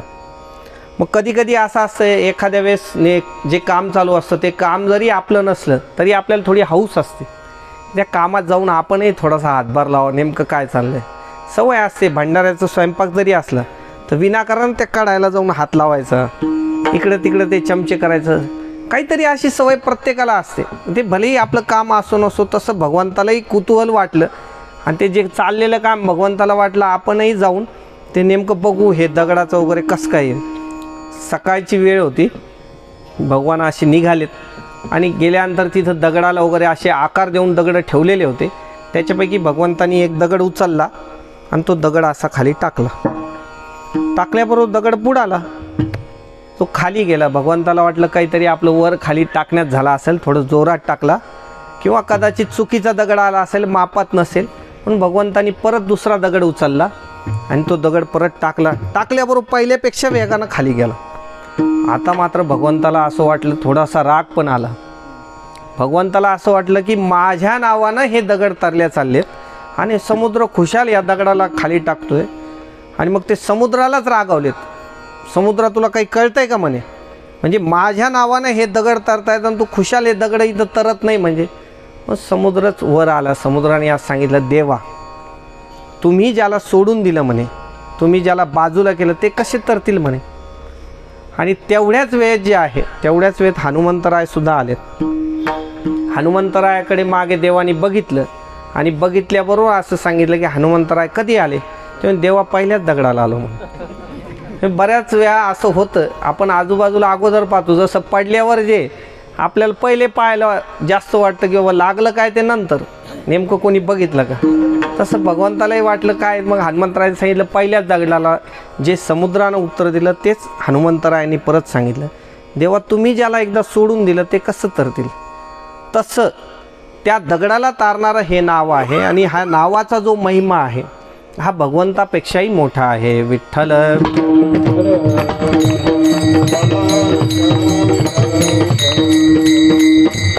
तुझ्या नामाचा महिमा तुझ न कळे मेघश्यामा. तुलाही तुझ्या नावाचा महिमा माहीत नाही देवा, तुमच्यापेक्षाही तुमचं नाव मोठं आहे. कारण नावाला जे ना खूप मोठं महत्त्व असतं. त्या नावावर अनेक वेळा काही काही काम होतात. कधी कधी मुख्य व्यक्ती जरी असली तरी कधी कधी काम होत नाही, पण त्या नावावर कधी कधी काम होऊन जातं. असे अनेक जागेवर आपल्याला व्यवहारात सुद्धा उदाहरण बघायला मिळतात.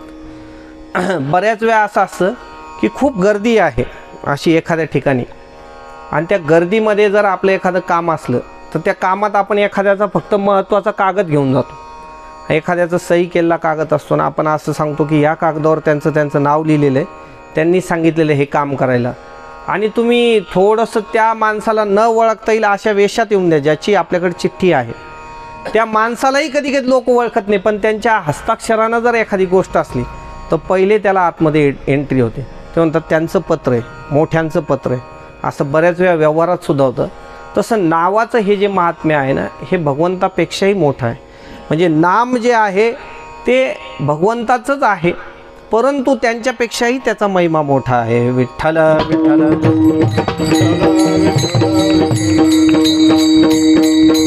आणि या साधनामध्ये जे आहे अतिशय सोपं आहे. सोपं कसं आहे तर 4 प्रकारानं ते सोपं आहे. ज्याला आपण म्हणतो एक चतुसूत्री प्रोग्राम आहे. त्या चतुसूत्री कार्यक्रमात ह्या नावाला टाका तुम्ही. 4ही गोष्टी याच्यात सुलभ आहे. सुलभ असं आहे की कोणालाही घेता येतं हे पहिलं, त्याच्यानंतर कुठेही घेता येतं हे दुसरं.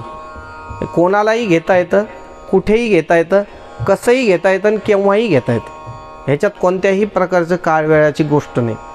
आता कोणालाही घेता येतं याच्याकरता प्रमाण असं आहे की सकळासी येथे आहे अधिकार, कोणीही घेऊ शकतं. नाव घ्यायला काय अडचण गोष्ट आहे. भगवंताचं नामस्मरण करण्यात आपल्या कोणालाच अडचण नाही. एखादा समजा 5 वर्षाचा बालक असला त्यालाही नाव घेता येतं. एखादा 25 वर्षाचा आहे त्यालाही घेता येतं. एखादा 50 वर्षाचा असला त्यालाही घेता येतं. कोणत्याही ह्याच्यातला असो, वर्णाश्रम धर्मातला, ब्राह्मण वैश्य शूद्र, कोणत्याही वर्णाश्रम धर्मातला असो, किंवा अतिशय मोठा आहे थकलेला आहे त्यालाही घेता येतं. काय अडचण आहे. एखादा 70-80 वर्षाचा आहे ज्याच्याकडून आता काहीच होत नाही त्यालाही पडल्या पडल्या नाव घेता येतं. त्याच्यानंतर सगळ्यात अगोदर काय आहे, कोणालाही घेता येतं, केव्हाही घेता येतं, ही दुसरी सुलभता आहे. त्याच्याकरता कोणत्याच काळ वेळाची गरज नाही. कधीही घ्या तुम्ही. सकाळी घ्या, रात्री घ्या, दुपारी घ्या, जेवणा अगोदर घ्या, जेवणानंतर घ्या, असं कुठल्याही प्रकारचं बंधन नाही त्याला. म्हणजे कोणालाही घेता येतं, केव्हाही घेता येतं आणि कुठेही घेता येतं. कुठेही असा तुम्ही घरात असू द्या, बाहेर असू द्या, आपल्या व्यवसायात असू द्या, कुठलेही जरी असलं तरी नामस्मरण आपल्याला करता येतं. एखाद्याचा व्यवसाय असेल, एखाद्याचं पकडून घ्या मेडिकल स्टोअर आहे आणि तो मेडिकल स्टोअरमध्ये आहे, त्याला तिथेही नाव घेता येतं. काय अडचण आहे त्याला. मेडिकलमध्ये जेव्हा एखादा कोणी आला, आता एखाद्याला प्रश्न असा पडेल, आम्ही आमचं काम करायचं का नाव घ्यायचं. तुम्ही म्हणताय आपल्या कामातही ते घेता येतं. काय अवघड गोष्ट आहे त्याला. एखादा तुमच्याकडे पेशंट आला, त्यानं प्रिस्क्रिप्शन आणून दिलं आणि त्याने विचारलं की आहे का हे, आणि आपण जर म्हणलो राम कृष्ण हरी, जमेल का काम. आत्ताच आपण सांगितलं की कुठेही घेता येतं. कुठेही नाही घेता येत ना. आता याला तर अवघड आहे ना काम. पण आम्ही असं कुठं म्हणलो की पेशंट आल्यानंतर घ्या म्हणून. ते पेशंट जे आहे ते एकदा त्याची प्रिस्क्रिप्शन घ्या, त्याला बरोबर गोळ्या द्या. त्यानं जे सांगितले आता डिस्काउंट द्यायची पाळी आहे तर ते पाळी आलेली ते डिस्काउंट देऊन त्याला ते सगळं मेडिकल द्या. आणि आता तो निघून गेला, मग काय हरकत आहे घ्यायला. मग घ्या ना नाम, त्याला काय अवघड आहे. राम कृष्ण हरी विठ्ठल केशवा, राम कृष्ण हरी विठ्ठल केशवा.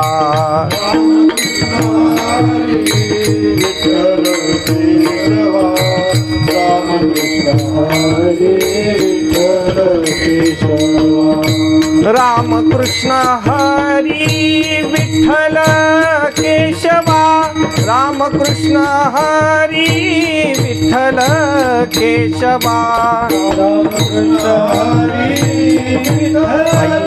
भजनी ठेका.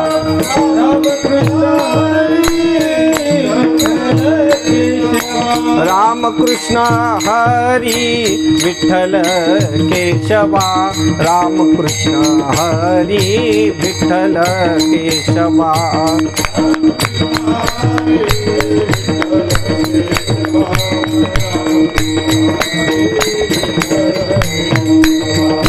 राम कृष्ण हरी विठ्ठल केशवा, राम कृष्ण हरी विठ्ठल केशवा.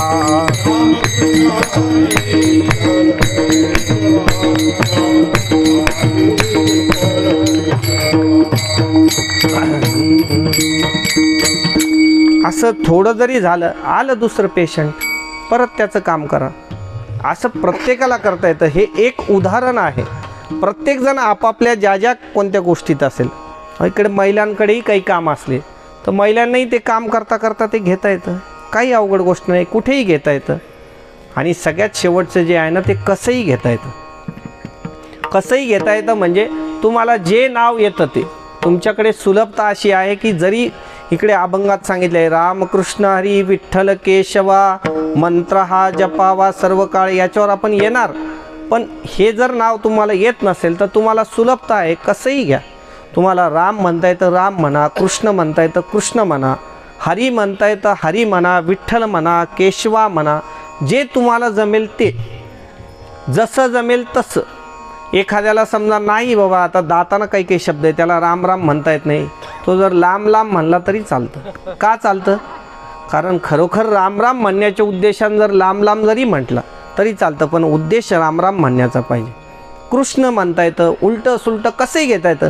बरं तुम्हाला असं वाटेल की लांब लांबमध्ये कसं होईल, उदाहरण आहे या गोष्टी करता.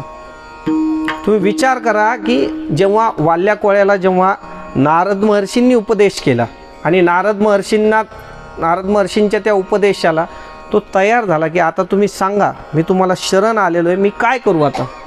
आणि त्यावेळेस त्यांनी असं सांगितलं की राम राम म्हणा. ते म्हणे संस्कार असे झाले म्हणे की राम राम म्हणण्याचे संस्कारच राहिलेत नाही म्हणे. आपल्याला मरा मरा एवढंच येतं म्हणे, किंवा मारा मारा येतं, तो मग हे उलटंच आमच्याकडे आहे.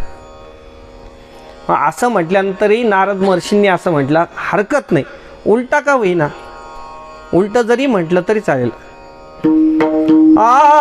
उलटा जपत उलटा जप जपत विठ्ठल विठ्ठल.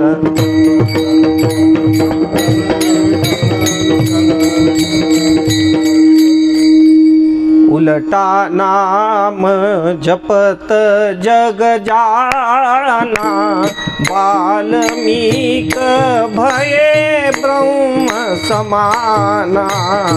उलटा नाम जपत जग जाना वाल्मीक भये ब्रह्म समाना. जय सिया राम जय जय सिया राम जय सिया राम जय सिया राम जय सिया राम जय सिया राम. उलटा नाम जगत जपत जग जाना म्हणजे प्रत्येकाला माहिती की त्यांनी उलटं सांगितलं आणि उलटं सुरू केलं. मारा मारा मारा मारा म्हणता म्हणता कधी रामा रामा झालं माहीत नाही. आणि किती मोठ्या अधिकाराला प्राप्त झाले की त्या अधिकारानं त्यांनी अगोदर रामायण लिहिले रामायण रामा आधी. म्हणजे भगवंताचा अवतार नंतर आहे, अगोदर रामायण लिहिलेले. आणि मग भगवंतांनी जी काही लीला करायची ती लीला पहिले ते अध्याय वाचायचं, आज काय लिहिलेलं आहे अध्यायामध्ये, आणि तशी सगळी लीला करायची. अनेक वेळा आपण ती गोष्ट ऐकलेली असेल. कितीतरी वेळा भगवंतांनी अगोदर लिहिलेलं आहे का तसं, मग तसं करू. जेव्हा त्या मेघनादाचे भगवंतांनी वध केला आणि त्याची पत्नी जी आहे ती शोक करू लागली, आणि मग भगवंतांनी असं सांगितलं शोक करू नको, त्याला जिवंत करायचं आहे का, मी करून टाकतो जिवंत. काय अवघड गोष्ट आहे, मारणं जसं आहे तसं जिवंतही करता येतं. मग हनुमंतरायांनी जे आहे ते आपलं असं शेपूट असं लांब केलं आणि भगवंताच्या कानात असं केलं. जसं तसं केल्याबरोबर जे आहे भगवंतांनी असं मागं बघितलं, काय म्हणे हनुमंतराया इथं किती महत्त्वाचा विषय चालू आहे, तुमच्या काय ह्या चेष्टा चालू आहे म्हणे, कुठं कानात शेपूट घालवं. नाही म्हणे भगवंता थोडं महत्त्वाचं काम आहे, थोडं इकडे या म्हणे, अलीकडे सांगतो. आल्याबरोबर हनुमंतरायांनी सांगितलं की आजचा अध्याय वाचला का, अध्यायात असं आहे का, असं करता येईल का. मग त्यावेळेस रामप्रभूंनी सांगितलं नाही अध्यायात तर नाही, मग कसं करताय. म्हणजे वाल्मिकी ऋषींचा अधिकार मला सांगायचा आहे की या उलट्या जपानासुद्धा एवढा मोठा अधिकार झाला, मग आपल्याला काय अवघड आहे हे घेणं. नित्यानं जे आहे आपल्याकरता नामस्मरण जे आहे हे अतिशय सोपी गोष्ट आहे. आणि तेच सांगतायत की नामसंकीर्तन साधन पै सोपे. पण कधी कधी असा अविश्वास निर्माण होतो की छोटंसं साधन आहे तर मोठं काम करेल का. पण त्याच्या उत्तरार्धात असं सांगितले फलश्रुती जळतील पापे जन्मांतरीची. जन्मजन्मांतराचं कोणतं जरी पाप असलं तर याला उदाहरण आहेत वाल्मिकी महर्षी. किती मोठ्या पापाचं त्यांच्याकडे काम होतं, पण ते सुद्धा त्यांचं ज्याला आपण म्हणतो भस्म झालेलं आहे असं त्यांचं जीवन मोठ्या ह्याच्यानं, ज्याला खूप श्रेष्ठ असं अधिकार प्राप्त होणारं जीवन. आणि मग नुसतं असं नाही सांगितलं की पळतील पापे नाही सांगितलं.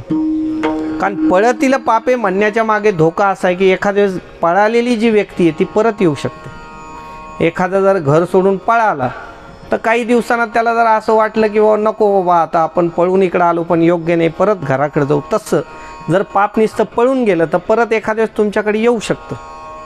पण जर जळणं म्हणजे कसं, जे जळलेली जी व्यक्ती आहे किंवा जळालेली जी गोष्ट आहे ती परत काही निर्माण होत नाही. म्हणून जळतील पापे जन्मांतरीची हे सांगण्यामागे असं आहे की त्या पापाचा बीजभाव जो आहे तो नष्ट करून टाकायचा, त्याचं बीजच नाही ठेवायचं. पण आता असं आहे की श्री तुकोबारायांना काही साधकांनी सांगितलं की तुकोबाराय तुम्हाला हे नामसंकीर्तन जे साधन आहे हे तुम्हाला शक्य झालं, कारण तुम्ही भामचंद्रा भंडारा वगैरे या डोंगरावर जात होते, हे काही आम्हाला जाणं शक्य नाही, तुमच्यासारखं नामस्मरण आमच्याकडून घडणार नाही. तर त्याच्या उत्तरात श्री तुकाराम महाराज सांगतायत की या विन अनिक असता साधन नलगती सायास जावे वनांतरा सुखे येतो घरा नारायण. याला काही तुम्हाला वनांतरा जाण्याची गरज नाही, म्हणजे कोणत्याही वनात जायची गरज नाही. नलगती सायास जावे वनांतरा सुखे येतो घरा नारायण, म्हणजे प्रत्यक्ष भगवान जे आहेत ते आपल्या घरी येतात. याच्या मागे जे आहेत दोन प्रकारच्या गोष्टी आहेत. श्री तुकाराम महाराजांच्या तर प्रत्यक्ष घरीही भगवान आले होते. हा झाला त्यांच्याकरता वाच्यार्थानं. आणि लक्षार्थानं जर विचार केला तर या नामस्मरणाची फलश्रुती आहे की सुखे येतो घरा नारायण, म्हणजे अंतःकरणात जे आहे ते भगवान प्रगट होतात. भगवंताची जी मूर्ती आहे ती अंतःकरणात येते, म्हणजे अंतःकरणात एकदा भगवान प्रगट झाले की भगवंताची प्राप्ती होऊनच जाते. विठ्ठल विठ्ठल.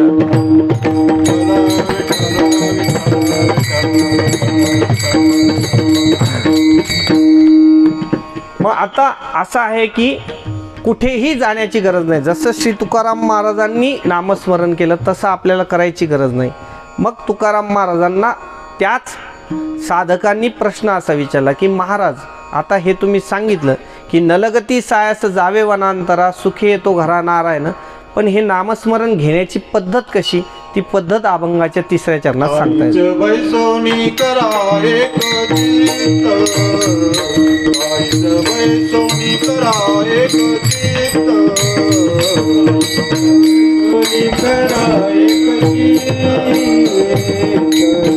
बैसोनी करा एक चित्त, बैसोनी करा एक चित्त, बैसोनी करा एक चित्त, बैसोनी करा एक चित्त, बैसोनी करा एक चित्त.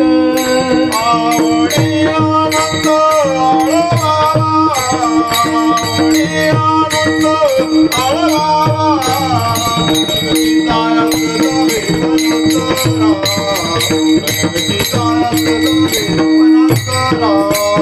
आवडी आनंद आळवावा, आवडी आनंद आळवावा, गणपतीतायात जावे वनांतरा, गणपतीतायात जावे वनांतरा. आता नामस्मरणाची पद्धत सांगताय. ठाईच बैसोनी करा एक चित्त, आवडी अनंत आळवावा. एक चित्तानं करा. जे करायचं आहे ना नामस्मरण, ते फक्त असं नाही की आता सांगितले कोणीतरी नियम, मग काय आता आपल्याला सांगितले व 10-5 माळी घेत जा, मग त्या माळी ज्या आहे ते घेताना इकडं तिकडं चित्त आहे, तशातलं काम नाही पाहिजे. जे करायचं आहे ना ते एकदम एक चित्तानं करा. देवा कारणे भावत स्मात, न लगे द्यावे फार सेवित, झाले एक चित्त तरी बहुत, एवढ्यासाठी नका करू वाताहात गा. हा हरी राम कृष्णा. भगवंतासाठी जर सगळ्यात काही महत्त्वाचं असेल तर एक चित्त.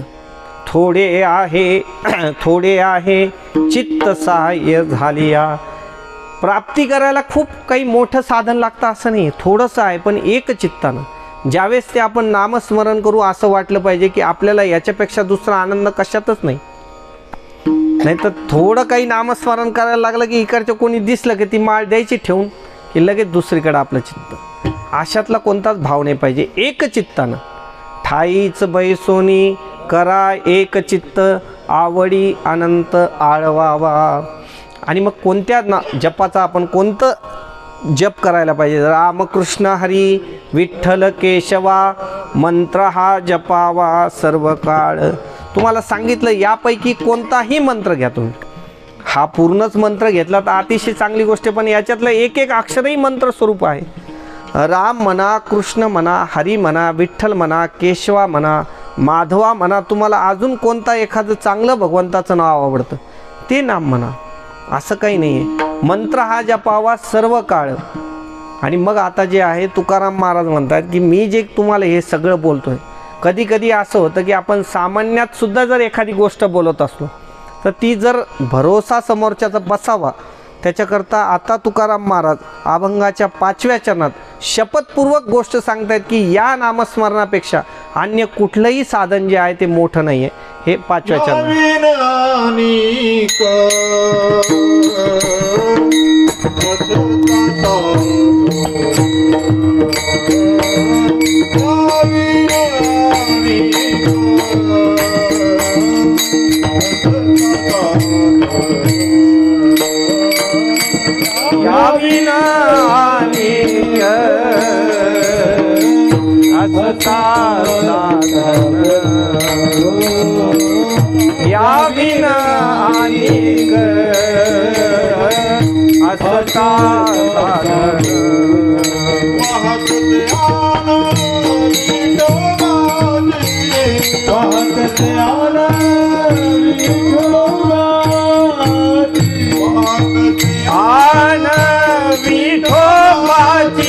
वाहत से आन विठोबाची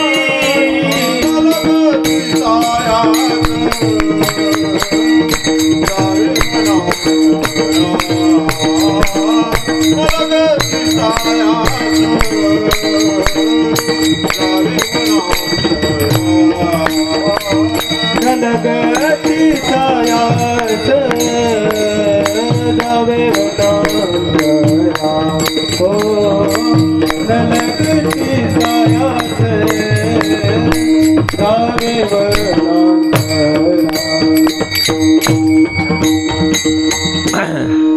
या विन अनिक असता साधन वाहातसे आन विठोबाची. आता श्री तुकाराम महाराज शपथपूर्वक सांगतायत की यापेक्षा दुसरं कोणतंही जर साधन असलं, म्हणजे दुसरं कोणतंही साधन तुम्हाला ते फळ देऊ नाही शकत भगवत प्राप्तीचं. कारण बाकीचे जे सगळे साधन आहे ते आपल्याकडून घडणंच शक्य नाही. त्यामुळे इतर कोणत्याही साधनाकडे न जाता किंवा इतर कोणत्याही साधनाला ते शपथपूर्वक सांगतात की दुसऱ्या कोणत्याही साधनाची तुम्हाला आवश्यकता नाही, हेच साधन. या विन अनिक असता साधन वाहतसे आन विठोबाची. आणि आपण हे शपथपूर्वक केव्हा सांगतो? म्हणजे जी गोष्ट आपल्याला जास्त समोरच्याला विश्वास वाटावा त्यावेळेस आपण शपथेचा प्रयोग करत असतो. आता तुम्ही आम्ही तर नित्यानं शपथा खातो ती वेगळी गोष्ट आहे. आपण तर कधी कधी समोरचा मारावा ह्या हिशोबानं शपथा खातो, जाऊ द्या तेवढ्या निमित्तानं ते तरी कटल. पण हे तुकोबारायांचं जे बोलणं आहे हे असं नाही. तुकोबारायांचा प्राण आहेत भगवान जे आहेत ते तुकोबारायांचा प्राण आहे. आणि मग ही जी शपथ खात आहेत या शपथेच्या पाठीमागे तुम्हाला आम्हाला जे आहे ना अतिशय तळमळीने सांगणं आहे की तुम्हाला शपथपूर्वक सांगतो रे बाबा, याच्यापेक्षा दुसऱ्या कोणत्याही साधनाने ही गोष्ट होणार नाही. आणि हे सगळ्यात सुलभ असं नाम आहे, सुलभ असं साधन आहे, हे सगळ्यात सोपं आहे. आणि जो हे घेणारा आहे तोच याच्यात शहाणा आहे. ह्या अभंगाच्या शेवटच्या चरणात सांगतात तुका म्हणे सोपे आहे सर्वाहुनी शहाणा तो धनी घेतो येथे. तुका म्हणे सोपे आहे सर्वाहुन म्हणजे इतर कोणतंही जे साधन आहे, तुम्ही जप करा, अनुष्ठान करा, यज्ञ करा, यज्ञ यागादी कर्म असेल, सगळ्या गोष्टीपेक्षा सगळ्यात सुलभ जे आहे ते नामस्मरण आहे.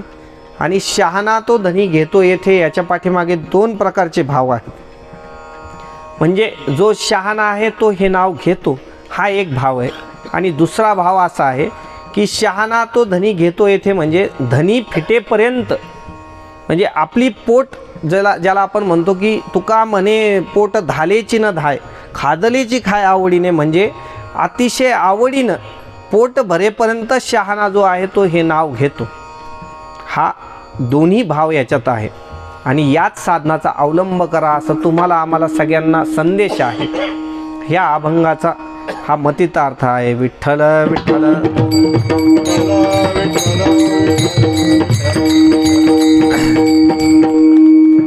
सगळ्या या अभंगाचा जर गोषवार आपण काढला तर तुम्हाला आम्हाला नामाकडे प्रवृत्त करण्याकरता ही गोष्ट आहे. म्हणजे नाम ही साधना जी आहे ना, ही तुमच्या आमच्या जीवनात व्हावी. या सगळ्या सप्ताहाचे प्रत्येक कथा कीर्तन या सगळ्या गोष्टीच्या पाठीमागं तेवढा एकच उद्देश असतो की आपण त्या साधनेत प्रवृत्त व्हावं. कसं प्रवृत्त व्हावं? प्रेमपूर्वक एक चित्तानं ती साधना आपल्याकडून घडावी.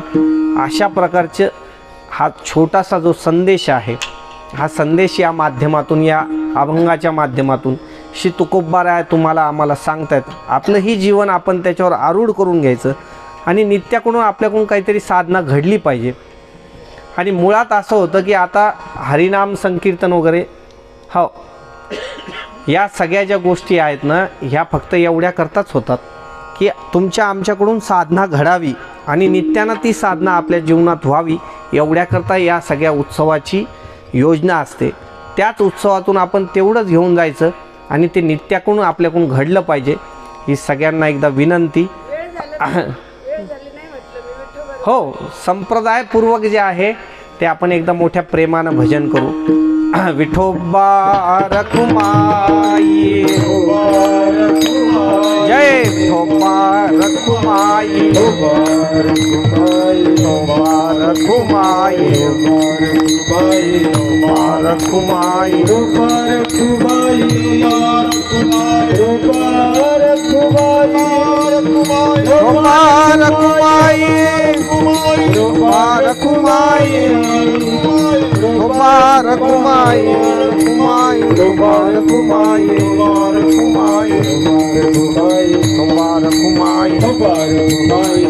हो.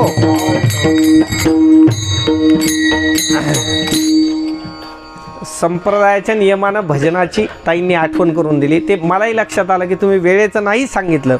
फक्त विषय असा आहे की गुरुवर्य बाबा आम्हाला नेहमी सांगतात की पहिल्या दिवसाचं जे कीर्तन आहे ना, ते कीर्तनकारांना फार लांबूच नाही.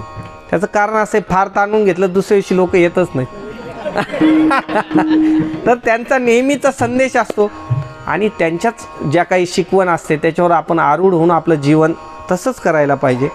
असो, या काही सगळ्या पूर्ण अभंगावर जर आपण ज्याला म्हणतो, ज्याला VVIMP जर म्हणावं तर नामसंकीर्तन साधन पैसोपे आणि जळतील पापे जन्मांतरी. त्याच्यानं पाप जे आहे ते आपले भस्म होणार आहेत. आणि नलगती सायस जावे वनांतरा सुखे येतो घरा नारायण. म्हणजे भगवंताची जी प्राप्ती आहे ती या साधनानं होते. कुठेही जाण्याची आवश्यकता नाही, कुठेही काही सायास करू नका. जिथं बसल्या जागेवर जसा वेळ मिळेल तसं प्रत्येकाने दिवसातून थोडा वेळ का विना काढायचा, तेवढा वेळ नामस्मरण करायचं. जो आपल्याला मंत्र आवडत असेल तो मंत्र नित्यानं आपण आपल्या ह्याच्यात घ्यायचा आणि ते एवढ्या एकचित्तानं झालं पाहिजे. कधीकधी हे इस्कॉन वगैरे जे मंडळ आहेत ना, त्यांचं जर नामस्मरणाचं जर आपण बघितलं तर किती तल्लीन होऊन जातात ते लोक. तसं तल्लीनतेनं ती गोष्ट झाली पाहिजे. आमच्याकडे तिकडे गजानन कॉलनीमध्ये जेव्हा सप्ताह असतो ना, तर प्रवचनाच्या अगोदर साधारण एक अर्धा तास अगोदर आम्ही रामकृष्ण हरी नाम जप घेत असतो. त्याच्यात 3:30 ते 4 तो रामकृष्ण हरी नाम जप असतो. मोठ्या आनंदानं उत्साहानं उड्या मारून मारून लोक भजन म्हणतात. तोच आनंद याच्यातून घ्यायचा असतो. मुख्यत्वानं तीच गोष्ट आहे ती प्रत्येकाने घ्यावी, एवढाच त्याच्या पाठीमागचा संदेश आहे. असो, झालेली जी सेवा आहे ती आपण सद्गुरुनाथांच्या चरणी अर्पण करून, जिजाऊ मातेंच्या चरणी अर्पण करून, शिवबांच्या चरणी अर्पण करू. आणि एखाद्या वेळेस बोलण्याच्या ओघाओघात माझ्याकडून जर एखादा काही चुकीचा शब्द निघाला असेल, तो काही तुमच्या हृदयाला जर त्यानं काही त्रास दिला असेल, तर तो माझ्या बालबुद्धीचा आहे. जे काही बरोबर आहे ते आमच्या गुरुवर्यांचं आहे. तेवढं फक्त घेऊन जायचं. जे चुकीचं असेल ते माझ्या पदरात परत द्यायचं.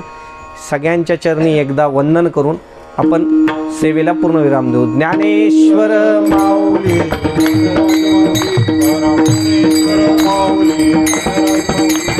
ज्ञानेश्वर ज्ञानेश्वर ज्ञानेश्वर ज्ञानेश्वर माऊली महाराज ज्ञानेश्वर ज्ञानेश्वर बाबू ज्ञानेश्वर माऊली बावले ज्ञानेश्वर बावले